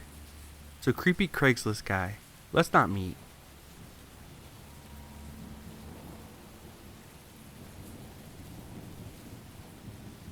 Hi, my name is Tom. I live in the St. Louis area, and this is a horror story about something that happened to me that almost fucked up my life forever. When I was 21 years old, I broke up with my first serious girlfriend, who I had been together with for 8 months. And needless to say, I was devastated. I fell into a deep depression and began abusing painkillers and Xanax really heavily. And I began looking for any chick I could find to rebound with. I ended up looking on a personal section on Craigslist and found an ad for a girl named Stephanie. I began talking to her and I arranged to come pick her up. We had intercourse that night and decided to make it a regular thing. She was an older lady, about 35, and a bigger girl, but she had her own apartment and enough money to keep me loaded on as much drugs and alcohol I wanted. To be honest, I couldn't use this lady and use her as a sugar mama, for a lack of a better word. After a while, she really grew attached to me and wanted to be in a serious relationship. Eventually, she started dropping hints that she wanted to get married. She said she wanted to do this to help me out, so she could get me on her insurance and help me with my drug and alcohol problems, which I refused to consider. One day, we got into a big argument and she told the police that I had been abusing her and put a temporary restraining order on me. A week after she did this, she called me crying her eyes out, asking me to please forgive her, saying she loved me and all that other stuff, and she wanted to come pick me up and buy me some dope and alcohol and get me something to eat. Being the addict I am, I accepted, of course. From the moment she picked me up, I noticed she was acting kind of odd. She was usually talkative and would always be on my ass to talk about this or that, but on this day, she was oddly quiet. When we got back to her apartment, after I walked in, she immediately pushed me on the couch and pulled down my pants and started giving me head. Then she climbed on top of me and began riding me, and she seemed angry when I didn't come inside her. I had been getting bad vibes off of her the whole night, so after this happened, I immediately asked her for a ride back home, which she agreed to do. After I got dropped off at my house, I went inside and sat down with my sister and watched some SpongeBob. About 10 minutes after I got home, I got a phone call. I pick up the phone, and to my surprise, a lady on the other end says that she was with the St. Louis County Police Department, and we're going to need you to come outside to talk to us. I ran downstairs and hid my weed and pills, and walked outside to figure out what the hell was going on. When I walked outside, there were 7 cops on my porch, pointing tasers and guns at me. One of them hit me in the back of the leg with a nightstick and put me on the ground and handcuffed me. The cops talked to my mom and got permission to go inside the house, where they took a drug dog and began searching through my room and my basement area. None of the cops on the scene would tell me what was going on, and they told me that I would talk to a detective at the station. When I got to the police station, I had a bombshell dropped on me. Apparently this lady accused me of kidnapping her and raping her. She told the police that she came by my house to return my stuff, since we had just broken up, and then I came up to her and held a knife to her throat and forced my way into her vehicle and made her take me back to her apartment where I raped her repeatedly. Thankfully, I remember that we made a couple stops on the way to her apartment. She had gone to a gas station to get a couple packs of cigarettes with me, and there's no way I could have kidnapped her. The police swabbed me for DNA, and they also took my clothes as evidence. I was forced to spend the night in the St. Louis County Jail, wearing nothing but hospital scrubs. I was released the next morning, but my ordeal wasn't over. This lady began constantly stalking me. She would call me every night at odd times from a blocked number either crying into the phone or just begging to talk to me. I also began seeing her vehicle quite a lot in the neighborhood, even though she didn't live anywhere near me. I called the police a couple times, but they didn't really seem to care. They told me I would have to put a restraining order on her in order for them to do anything.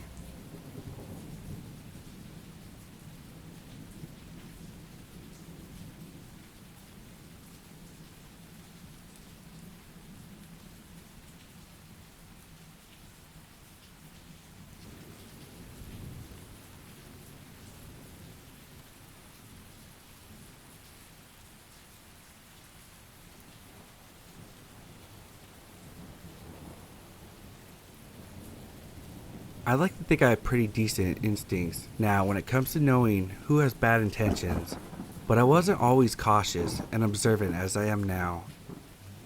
When I was in high school, I always felt so ugly. I had low self-esteem and anxiety, which was really more of a problem rather than my looks. So if anyone of the opposite sex gave me even a little attention, I would start to like them. I was pretty innocent, despite how desperate I was, having only kissed one boy. So when I was 17 and a college guy put some interest into me, I immediately clung to him. I was on this app before Tinder, and I met this guy who lived 7 hours from my home city. His name was Brandon, and he was gorgeous. Blonde hair, muscular, blue eyes. He played soccer for his university and was 19 years old. Honestly, he wasn't my usual type. I really like guys with darker hair and eyes. I still do, but he was really handsome and really kind. He would shower me with compliments and talk to me all the time. I lived alone, long story, in an apartment with just my cats. So when I would get lonely or scared, he would always comfort me. A month into talking, he started to ask for pictures, not ones of my face, but obviously nudes or bra pictures. Now, this was nearly 6 years ago, and I didn't have a good concept of stranger danger on the internet. I mean, smartphones had only really been out for 2 or 3 years at this point, at least in my school and with my age group. 17-year-old me who was insecure wanted to make him happy because I couldn't believe I got in a guy like him. I was ready to do anything he asked. I never sent naked pictures. I was too insecure for that, but I would send him pictures of me in a bra. He would shower me with compliments, saying how sexy and beautiful I was, and I fell for every word. With time, I started to get upset though. I wanted to see him. I would always send him when he asked, but he would never send me any. He would show me pictures of him with his shirt off, but the pictures were always bad quality. When I started to get persistent, he promised he would start calling me. For some reason, that appeased me, and we talked many times a week. After a couple months, he got increasingly more sexual with me, telling me what he wanted to do with me and how badly he wanted me. This made me kind of nervous since I had only kissed a boy, but it also made me a little excited. It felt good to be wanted by someone, and I had really grown to like him. This was all during the first semester of my senior year in high school, and I was about to turn 18 the next semester in late January. As it got to Christmas time, he started talking about coming to my city to see me for my birthday. This had me really excited, since I really wanted to see him in person so badly. We had first talked about me going to him, something he had insisted on, but I chickened out and said I couldn't drive alone. It was an excuse. I really didn't want to go to an older guy's house and stay with him alone. My house just felt more comfortable and safe. We planned on the weekend after my birthday, and everything seemed fine. But then, one day in my choir class, my best friend, an exchange student from Germany, was talking with me about him. I was telling her about him, and she got very unsettled. "Have you seen him on video?" I told her no, and she gave me a skeptical look. Something doesn't feel right. There's no way that he is real. Not that you couldn't date someone like him, but he's too perfect. She was very direct and blunt with me, something my other friends weren't, so I took her words deeply, and I'm so thankful I did. I immediately asked him for a picture of his face. He made up some excuse about how he couldn't take a picture right then, so I persisted, asking him every day. Finally, my instincts were kicking in, and I was getting scared. I told him I wanted him to video call me. He said no. I fought with him for hours on it one night, telling him if he tells me the truth, I won't get mad. He refused. I searched for his name that he gave me in Facebook, determined to find out on my own if he wasn't gonna give in. Nothing came up on him. I texted him telling him I couldn't find him on Facebook, and he gave in, giving me a completely different name than he told me. That's me. I remember just feeling cold as I read that. I looked up the account, and everything he told me was a lie. His name, his face, his age. He was 25, not 19. I was terrified. I thought I had been talking to someone that was just 2 years older, which is legal in my state, but he was 8 years older. I immediately stopped texting him. That's when he started getting obsessive. He would text me a dozen times a day, call me over and over again. He would beg me to answer him, to give him a chance. Then he started threatening me to answer. He told me that he saved all my pictures and told me that he would send it to all my friends and family on Facebook, show everyone me in a bra, and show our text messages talking about what he would do to me sexually if we met. Looking back, all of this was more damaging to him than me, but I was young and stupid and afraid. I hated my body so much, and I was terrified of people seeing it. So I started talking to him again, more reserved and cautious this time. The days inched closer to my birthday and the weekend that we had planned. Our messages had become bland and short since I was trying to make him lose interest in me, but he never gave up. If I took too long to message him, then he would threaten me again. My birthday fell on a Monday this year, and he sent me all kinds of messages. I don't even remember what I did that birthday. I didn't have many friends, and I never liked to celebrate, so it was probably something small. When Friday hit, I got a text from him that morning saying that he was driving to my city, and he would pick me up from school. I was terrified. I lost a lot of my friends the semester before. Long story. So they obviously had no clue of my situation. Out of desperation, I went to one of my guy friends, who I hadn't talked to in a couple of months, and spilled everything to him. He was a longtime friend, so he was sympathetic and promised to follow me home that day. I went straight to my car, ignoring the massive amounts of text saying, "Where are you? I'm here." My friend drove behind me all the way to my apartment, which he had no clue where I was living, and stayed with me as I cried for a while. I turned my phone off, and my friend left later that night. Brandon had no clue where I lived, but I was still paranoid. What if somehow he found me? Only 3 people knew where I lived. 4 now with my guy friend, and he didn't come in contact with any of them. When I finally turned my phone on again, he was threatening me. I was exhausted and fed up. I started spam texting him, yelling and venting.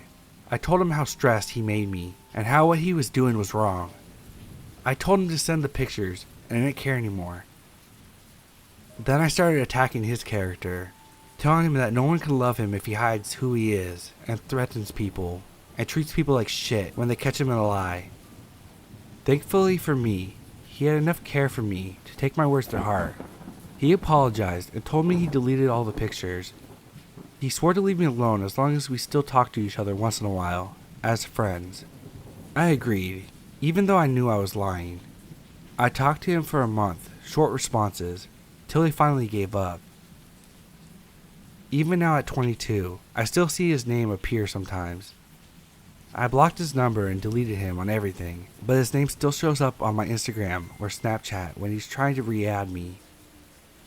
He's the reason I don't give my name or pictures out. He isn't the first stalker I experienced. The first one was in 6th grade, but that story's for another time.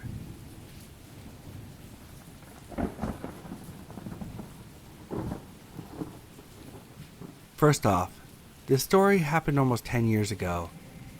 I'll jump right into it because it's long. I got home from work one day and logged into Facebook to find a message from someone I didn't know. It was too long ago to remember verbatim what was said, but it was along the lines of, "Hey, I know you have no idea who I am, but I've been trying to decide what to do for a few days now. and figured I had to let you know what's been going on. Someone has been catfishing me using your identity for the last 2 years, and I just found out about it last week.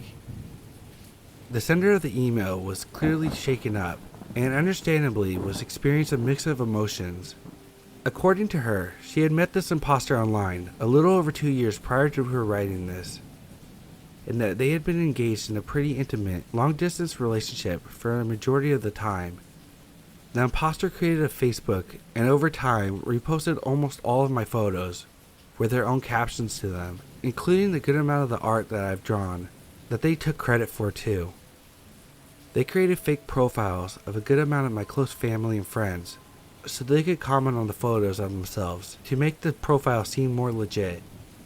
The funniest part to me is that although most things in my real life seem to be mirrored in this fake profile, I, a straight male, was instead portrayed as a trans. I think the main reason for that was that the sender of the email and the imposter would actually speak on the phone, and the imposter turned out to be female in the end, and therefore needed a reason to justify her more feminine sounding voice. Anyway, the sender of the email was justifiably both angry and creeped out and wanted to find the catfish. She started asking me a lot of questions about my life, but phrasing them like, "Is your sister's name? And did you go to this high school?" Some of these were clearly information that someone could get from a quick browse on my profile. But then she asked, "Is your best friend?" Which struck me as odd, since despite this person actually being my closest friend, who I spend most of my time with, we barely have any Facebook photos together, and most of them are from a long time ago. Then she asked, "Were you adopted? And are your half-siblings named?" And which sealed the deal for me, because I knew for a fact that I never posted anything about being adopted online. The sender of the email already had an idea that this person had known me in real life, but this confirmed it for me. The sender of the email had contacted me shortly after confronting the imposter for the first time.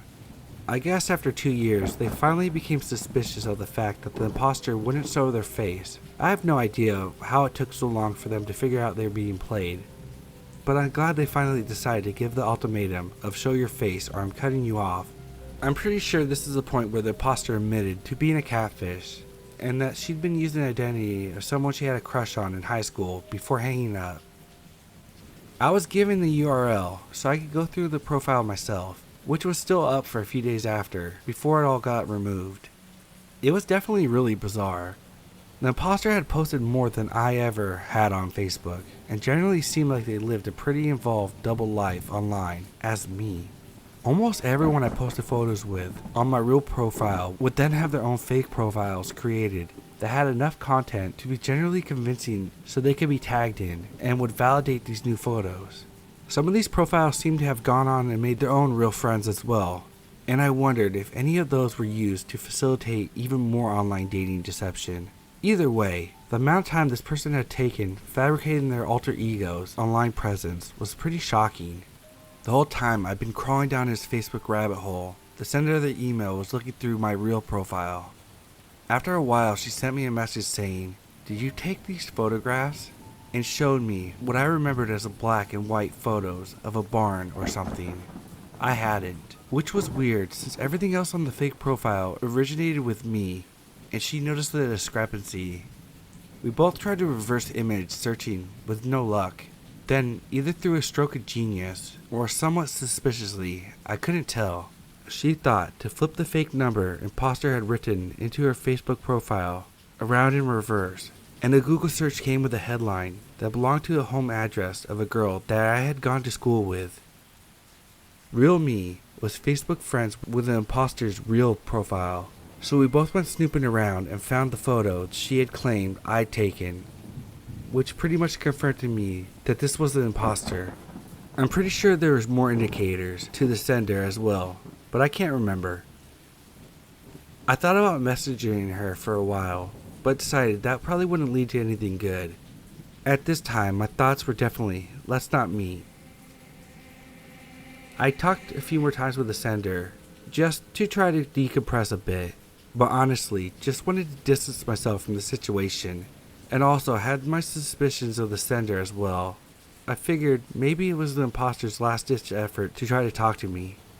Although, when it was all over, the sender seemed eager to leave this all behind as well, so probably not. Either way, it was a really strange experience. I felt mostly freaked out and violated, but I guess a small part of me was flattered by it. I had a lot of mixed emotions. But the weirdest part to me is I'm a really approachable person, and would have definitely been willing to talk and probably be friends if the person approached me instead. Although, I'm still not sure if this was out of an obsession for me, or if this person felt like I was just a suitable image to base their fabrication persona off of. I remember talking to her probably twice throughout high school, and really didn't have a good idea who she was, other than a quiet hipster girl.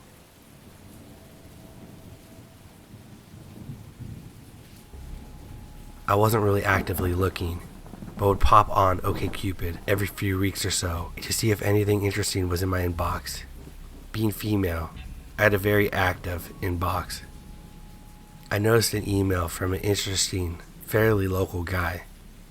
The email was alright, asking about polyamory, which I don't mind talking about if the person that is asking is sincerely interested and respectful. We got to chatting. I had zero romantic sexual interest, but thought this could be a friendship. After a few months of chatting, he found me on Facebook, asked if it was okay to send me a request, and I agreed. We've been chatting, getting along well, and he seemed like a nice person. A little weird, but that's okay, because I'm a little weird myself. We continued to chat here and there for the next 2 years, send birthday greetings, and just a casual friendship. Then he started to ask me several times to meet and hang out, etc. I considered it, but at that time I was running my own business and working about 70 hours a week, plus maintaining my home and raising my child, and trying to balance 2 partners and an extremely needy, demanding, workaholic client who had no boundaries. 11 p.m. phone calls occurred without a note of hesitation or remorse. So the meetup never occurred, but we kept in touch online. Late last year, a news story broke about a man and his girlfriend raping and murdering her young teenage daughter. I never connected the name till a friend contacted me and said, "Oh, I see you're friends with, did you see him on the news?" The news story used his full legal name, not his nickname. Think Richard vs. Dick, which is why I never connected the two. It was him. My then online friend of 2 years had beaten, raped, strangled, and dismembered his girlfriend's teen daughter with the help of his girlfriend. He's made several statements since then, stating that he's always had a murder-rape fantasy, and that it wasn't fun murdering her, as he apparently thought it would be. It still sends chills down my spine. I dodged a bullet, big time. Be safe out there. You never know who's on the other side of the keyboard or phone call. And, dude, let's not meet. A few years ago, my friend convinced me to get a Tinder account. I had been single for about a year and a half, after finally getting out of a 3-year abusive relationship. But that's a whole other story for another day. So I decided, why not? I'll make the account, and if I don't like it, I'll delete it. What harm could it do? Little did I know. I was blown away by how many guys messaged me. I think we have a hard time admitting that it's a bit of a confidence booster. Anyways, I've been talking to this one guy that I found very attractive, and we seem to have a lot in common. So finally I agreed to meet up with him, but only if it's in public. So after a bit of back and forth, we agree on him coming to my work during lunch and just hang out for a bit. I was currently working at a grocery store deli, and I was back taking orders and helping customers when about 45 minutes later, I noticed a man staring at me. He was wearing sunglasses, which already made him stand out since we were inside, and I automatically knew it was him. I wasn't sure what to do. It kind of seemed like he wanted to stay hidden from me. Do I call him out and say hi? I ended up just ignoring it and justifying it as he's probably just coming in to make sure I was who I said I was. But looking back, that's just giving myself too much credit. I'm no model or anything like that. I'd say I'm average looking and on the chunky side, with some confidence issues. After he left, I thought maybe he didn't like what I looked like in person, and that's why he came in to check me out first. But I now know better. So about 2 hours later, he texts me, "I'm outside." And I replied that I'm just clocking out and I'll meet him out front. It was the same guy as before, just without the glasses this time. I didn't bring it up or tell him I saw him earlier. It just felt kind of awkward. I always seem to give people the benefit of the doubt and try to justify their actions. Lunch went really well, and I really liked him. So I ended up just forgetting about the earlier situation. I told him that I wanted to take things slow, and he seemed totally okay with it. We both really liked the Utah Jazz, so he invited me over to his house to watch the game after I got off work. My coworker and friend told me they had a bad feeling about it, but I just told him, I'll be fine. I'm a big girl. We both laughed, and then I was on my way to his house. When I got there, he told me he had a roommate, but he wasn't home, so it would just be the two of us. The night was going very well, until he said he needed to go to the bathroom. Before I go any further, I need to explain his living room a little. Right when you walk in, the TV is near the front door. The living room and kitchen didn't have a wall between them. It was just one big open space, and the couch was placed in between, so it wasn't against any wall. Sitting on the couch, you're facing the front door, and the kitchen is behind you. I hear him open the door, and I continue watching the game. I feel him come up behind the couch and put his hands on my shoulders, down to my hands, and he lifts them behind me. I thought he was just goofing around, so I went with it, until he starts making my hands go lower, when I suddenly feel his junk. Shocked, I bolt up, turn around and see him butt naked, fully erect, with the most serious face. His bright blue eyes just slicing into me. I felt dread. All I could think to say was, what are you doing?" Not changing his expression, in a monotone voice, he replies, "What do you think?" I just came here to watch the game and hang out." "You don't just come over to a guy's house you meet on Tinder, not expecting to hook up." Shocked and disgusted, I reply, "I made it clear. I want to take things slow. This is not slow." Fuming mad, he walked around the couch and started yelling at me, calling me a tease. At this point, I wanted to get out, so I grabbed my purse from beside the couch and started to walk towards the door. When he saw what I was doing, he ran up to the door, locked both the locks, and stood there, still naked and still erect, telling me I'm not leaving until I slept with him. Still in shock, I laughed, thinking he must be joking. This went on for 2 hours.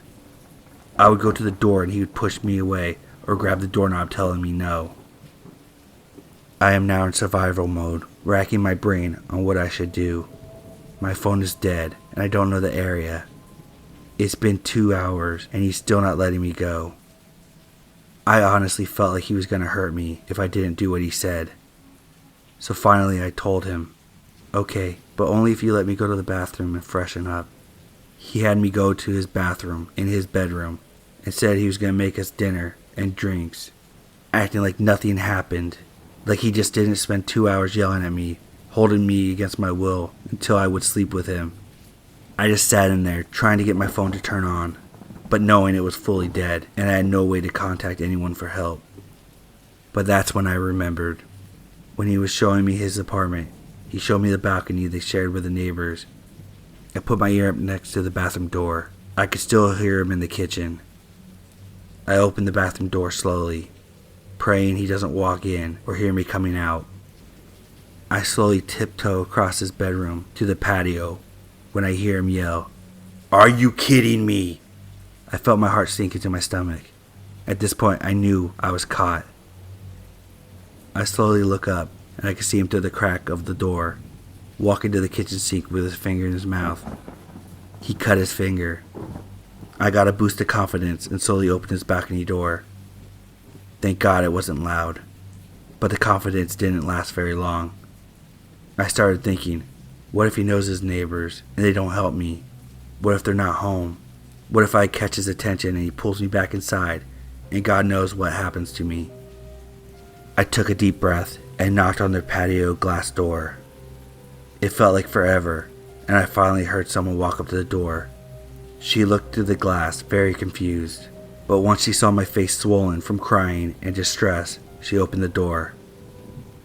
"Can I please walk through your house to leave?" She seemed a little confused, so I said, "Please, I just want to go home," choking back tears. She guides me through her bedroom. I see a man walking into the bedroom, and I jump, thinking it was my date coming to find me.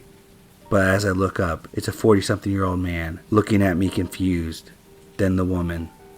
She just nods and guides me out of the front door. She gives me a pat on the back, and I tell her thank you as I rush towards my car. As I'm at the bottom of the stairs, I hear a door open. I expect when I look back to see the woman, but it's my date. He's still naked, and once he sees me, he chases me. Now it's winter in Utah, and the ground is slippery from the ice, but I don't care. I finally make it to my car. I get in, I lock the door, and I look up the front of his apartment. He's standing there on the top of the stairs, just staring at me, and he finally turns back around and goes inside.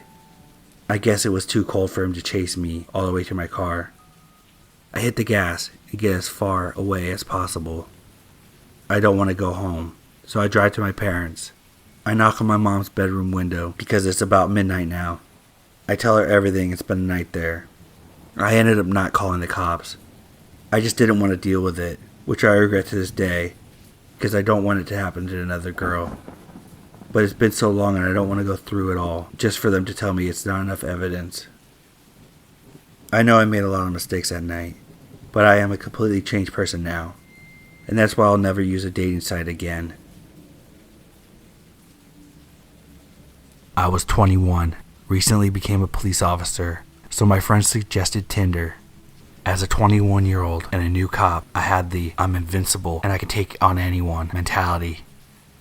I matched with a very good-looking, out-of-my-league female. We chatted, and eventually set up a date to meet. She said she had a great open field to look at the stars and hang out, and we could meet up at her house. So that night came. I was excited, and she seemed to be excited when I picked her up. She guided me to the field, and it looked nice. Open space, woods, deer, and other wildlife. In the field, I noticed really dim headlights in the distance. Then, the van started driving towards us and pulled up right in front of us, almost close enough to block me from going forward. I told her to stay in the car, and I'll go say hi. I grabbed my flashlight in the car and walked up. In the front of the driver's side of the van, there's a decently sized man. I asked him what was going on and if he could back his car up a little bit. He was very polite, said he was the owner of the property, and said he didn't mean to scare us. He told me he's been having trouble with poachers on his property and just wanted to make sure that we weren't going to be shooting anything. I assured him that we only came here to look at some stars and wildlife. He was perfectly okay with that. Told me to have a nice date and drove away. After that, the girl was texting nonstop. Around an hour later, I saw headlights coming towards us again, this time at a really fast pace. We hopped in the car and I moved to a more defensive position. The same man came close enough to almost hit my car. She hopped out of the car at that point and ran towards the guy. I immediately knew I was fucked. I got out and gave them commands to back up and get on the ground. Neither of them complied. Obviously, he then proceeded to charge me and knock me to the ground. Luckily, I was able to get him on his back and get up. I saw my date grab a metal pipe from the van. She told me they have a gun and to give them my money and truck and I won't get hurt. Of course, with my invincible mentality, I said no. She started to cry saying they didn't want to hurt me. He then started to go back towards the car. At that point, I told them I was a cop, drew my concealed firearm, and told them to lay on the ground. After a moment of shock from all this, they complied. I was able to call 911 and tell them my name and badge number. I had two at gunpoint and needed backup immediately. I gave our dispatcher the best directions I could to this field. While on the phone, they both fled. Again, stupid new young cop mentality. I chased them. I took off after the man who ran into the woods around the field. I chased him for maybe 30 seconds and heard 3 loud pops and saw a muzzle flash. My invincible mentality went right out the window. I ran like hell towards my car and peeled the hell out of there. I went back to the area I picked her up in, called dispatch again, and had 2 officers come to that location. Of course, the first officers to pull up was my sergeant and my field training officer. Of course, they were both understanding and didn't give me shit about it at all. The most used words were dumbass and stupid fucking rookie. I hopped in their cars and went towards the field. Luckily, the van was still there. I was told to shut my mouth and only come out if they were getting shot at. They cleared the area and started looking in the van. They found meth right in the center console and searched the car. What scared me most was when my field officer and sergeant came back to the patrol car, let me out and told me to come look in the back of the van. Both of them were pale and looked horrified. I went back to the van where there were several knives, duct tape, lighter fluid, and a decent amount of rifle ammunition, handcuffs, and what looked to be dry blood. In the front seat passenger side, we found an AR-15 style rifle and 2 more handguns. We called for immediate backup and detectives. When they investigated the blood, it turned out it wasn't blood. The plates had been stolen, and the van was reported stolen. I still get shit about the whole encounter, but luckily no one got hurt. I would never use online dating again, ever. During my freshman and sophomore years in college, I was extremely awkward. I just came out as being gay, and I didn't have any friends, and I was generally a big wad of social anxiety. Given that I didn't even have the social skills to make a few friends, it's not surprising that I also had literally no dating experience. Miraculously, over the course of the summer and sophomore year, I just sort of grew out of the worst of my social awkwardness. I lost some weight. I had a lot more confidence in myself, and my self-esteem was a lot higher. I came back to school in August, and by October, I had a decent number of genuine friends and had gotten a lot more involved on campus. With my newfound confidence, I decided to download Grindr to see what it was like. For anyone that doesn't know, Grindr is a gay dating app and is primarily used for finding sex and hookups. Despite my recent improvements in the social arena, I was still extremely naive and inexperienced when it came to dating and sex. I set up a Grindr profile with a nice picture of myself and a very brief bio, and I got a lot of messages very quickly after my picture got approved. One guy who messaged me had the display name Dad for Young, which should have been my first red flag, but I was oblivious. At the time I was 21, but I got regularly asked by campus staff which middle school or high school I was visiting from. I'm 23 now and I still get asked if I want a kid's menu when I go to restaurants with my parents. It's bad. So Dad for Young sends me a message saying, "What's up?" And I reply without looking at his profile first. I then look at his profile and notice he's 54, and his profile text say, "The younger, the better." And his only picture is a zoomed in blurry picture of his hairy chest. So I'm very much not interested. But given my experience, I thought ignoring him would be horribly rude, so I kept responding. I didn't totally remember what we talked about in the maybe 10 or so messages we exchanged at first. I do remember him telling me that I was very cute. I know I told him I was a student, but I never mentioned which college I went to. It's important to note, I went to a college in a major city, and there's a bunch of different colleges within 5 miles of each other, and a few more within 10 miles of those. Sort of like Tinder, Grindr works based off of your location, but much more precisely. If you're less than a mile or two away from someone who is online, it displays the distance in feet. I noticed that Dad's for Young's profile said he was 25 miles away, which I thought was kind of far. Dad for Young started getting more sexual in his chats and asked me if I wanted to meet up. I felt bad flat out denying him since he had been so polite. So I told him I didn't want to meet up with him that day, but that we could keep chatting if he wanted. I figured that was that. When I checked 20 minutes later, it said he was offline. About 30 minutes later, I get a message from him. "Hey, I got wild hair, and I thought it would be nice to drive out to your college." I had not told him the name of my college, nor had I told him what town I was in. I looked at his profile, and it now said he was 3 miles away. I started freaking out a little bit, and didn't reply to the message in hopes that he would just leave me alone. It's important to note that my college had a couple different campus chunks separated by a few miles. I lived in the upperclassmen residential campus, which was about 2 miles away from the main campus. where all the other student dorms and main building are. I felt like if he was going to find me, he'd go to the main campus first, then maybe give up since not many outside people know about the separate residential campus. 5 or 6 minutes later, I get another message that says something like, "No fun if you don't play along. What building are you in?" His profile now says he's a little over 2,500 feet away, and every single time I reopen his profile, the distance would decrease. I'm fully losing my shit at this point. This guy had the ability to pinpoint my location, so I shut my blinds, turn off my light, and lock my window and door to the apartment, and my bedroom door. My roommate was also out of town on some kind of retreat, so it was just me. He kept sending me messages every minute or so saying, "I'm gonna find you. Here I come." And other supremely creepy shit like that. The distance was now down to 310 feet, and I was completely losing my mind and didn't know what to do. So I just deleted my whole profile. Nothing else happened that night, though I was absolutely terrified that he was gonna come knocking on my door. Fast forward to 3 days later. I decided to re-download Grindr after doing more research and seeing that you can adjust the settings so that my exact location is not visible. When I log on the first time with my remade profile, I adjust some of these search filters until the results were specified enough to display Dads for Young's profile, which I promptly blocked.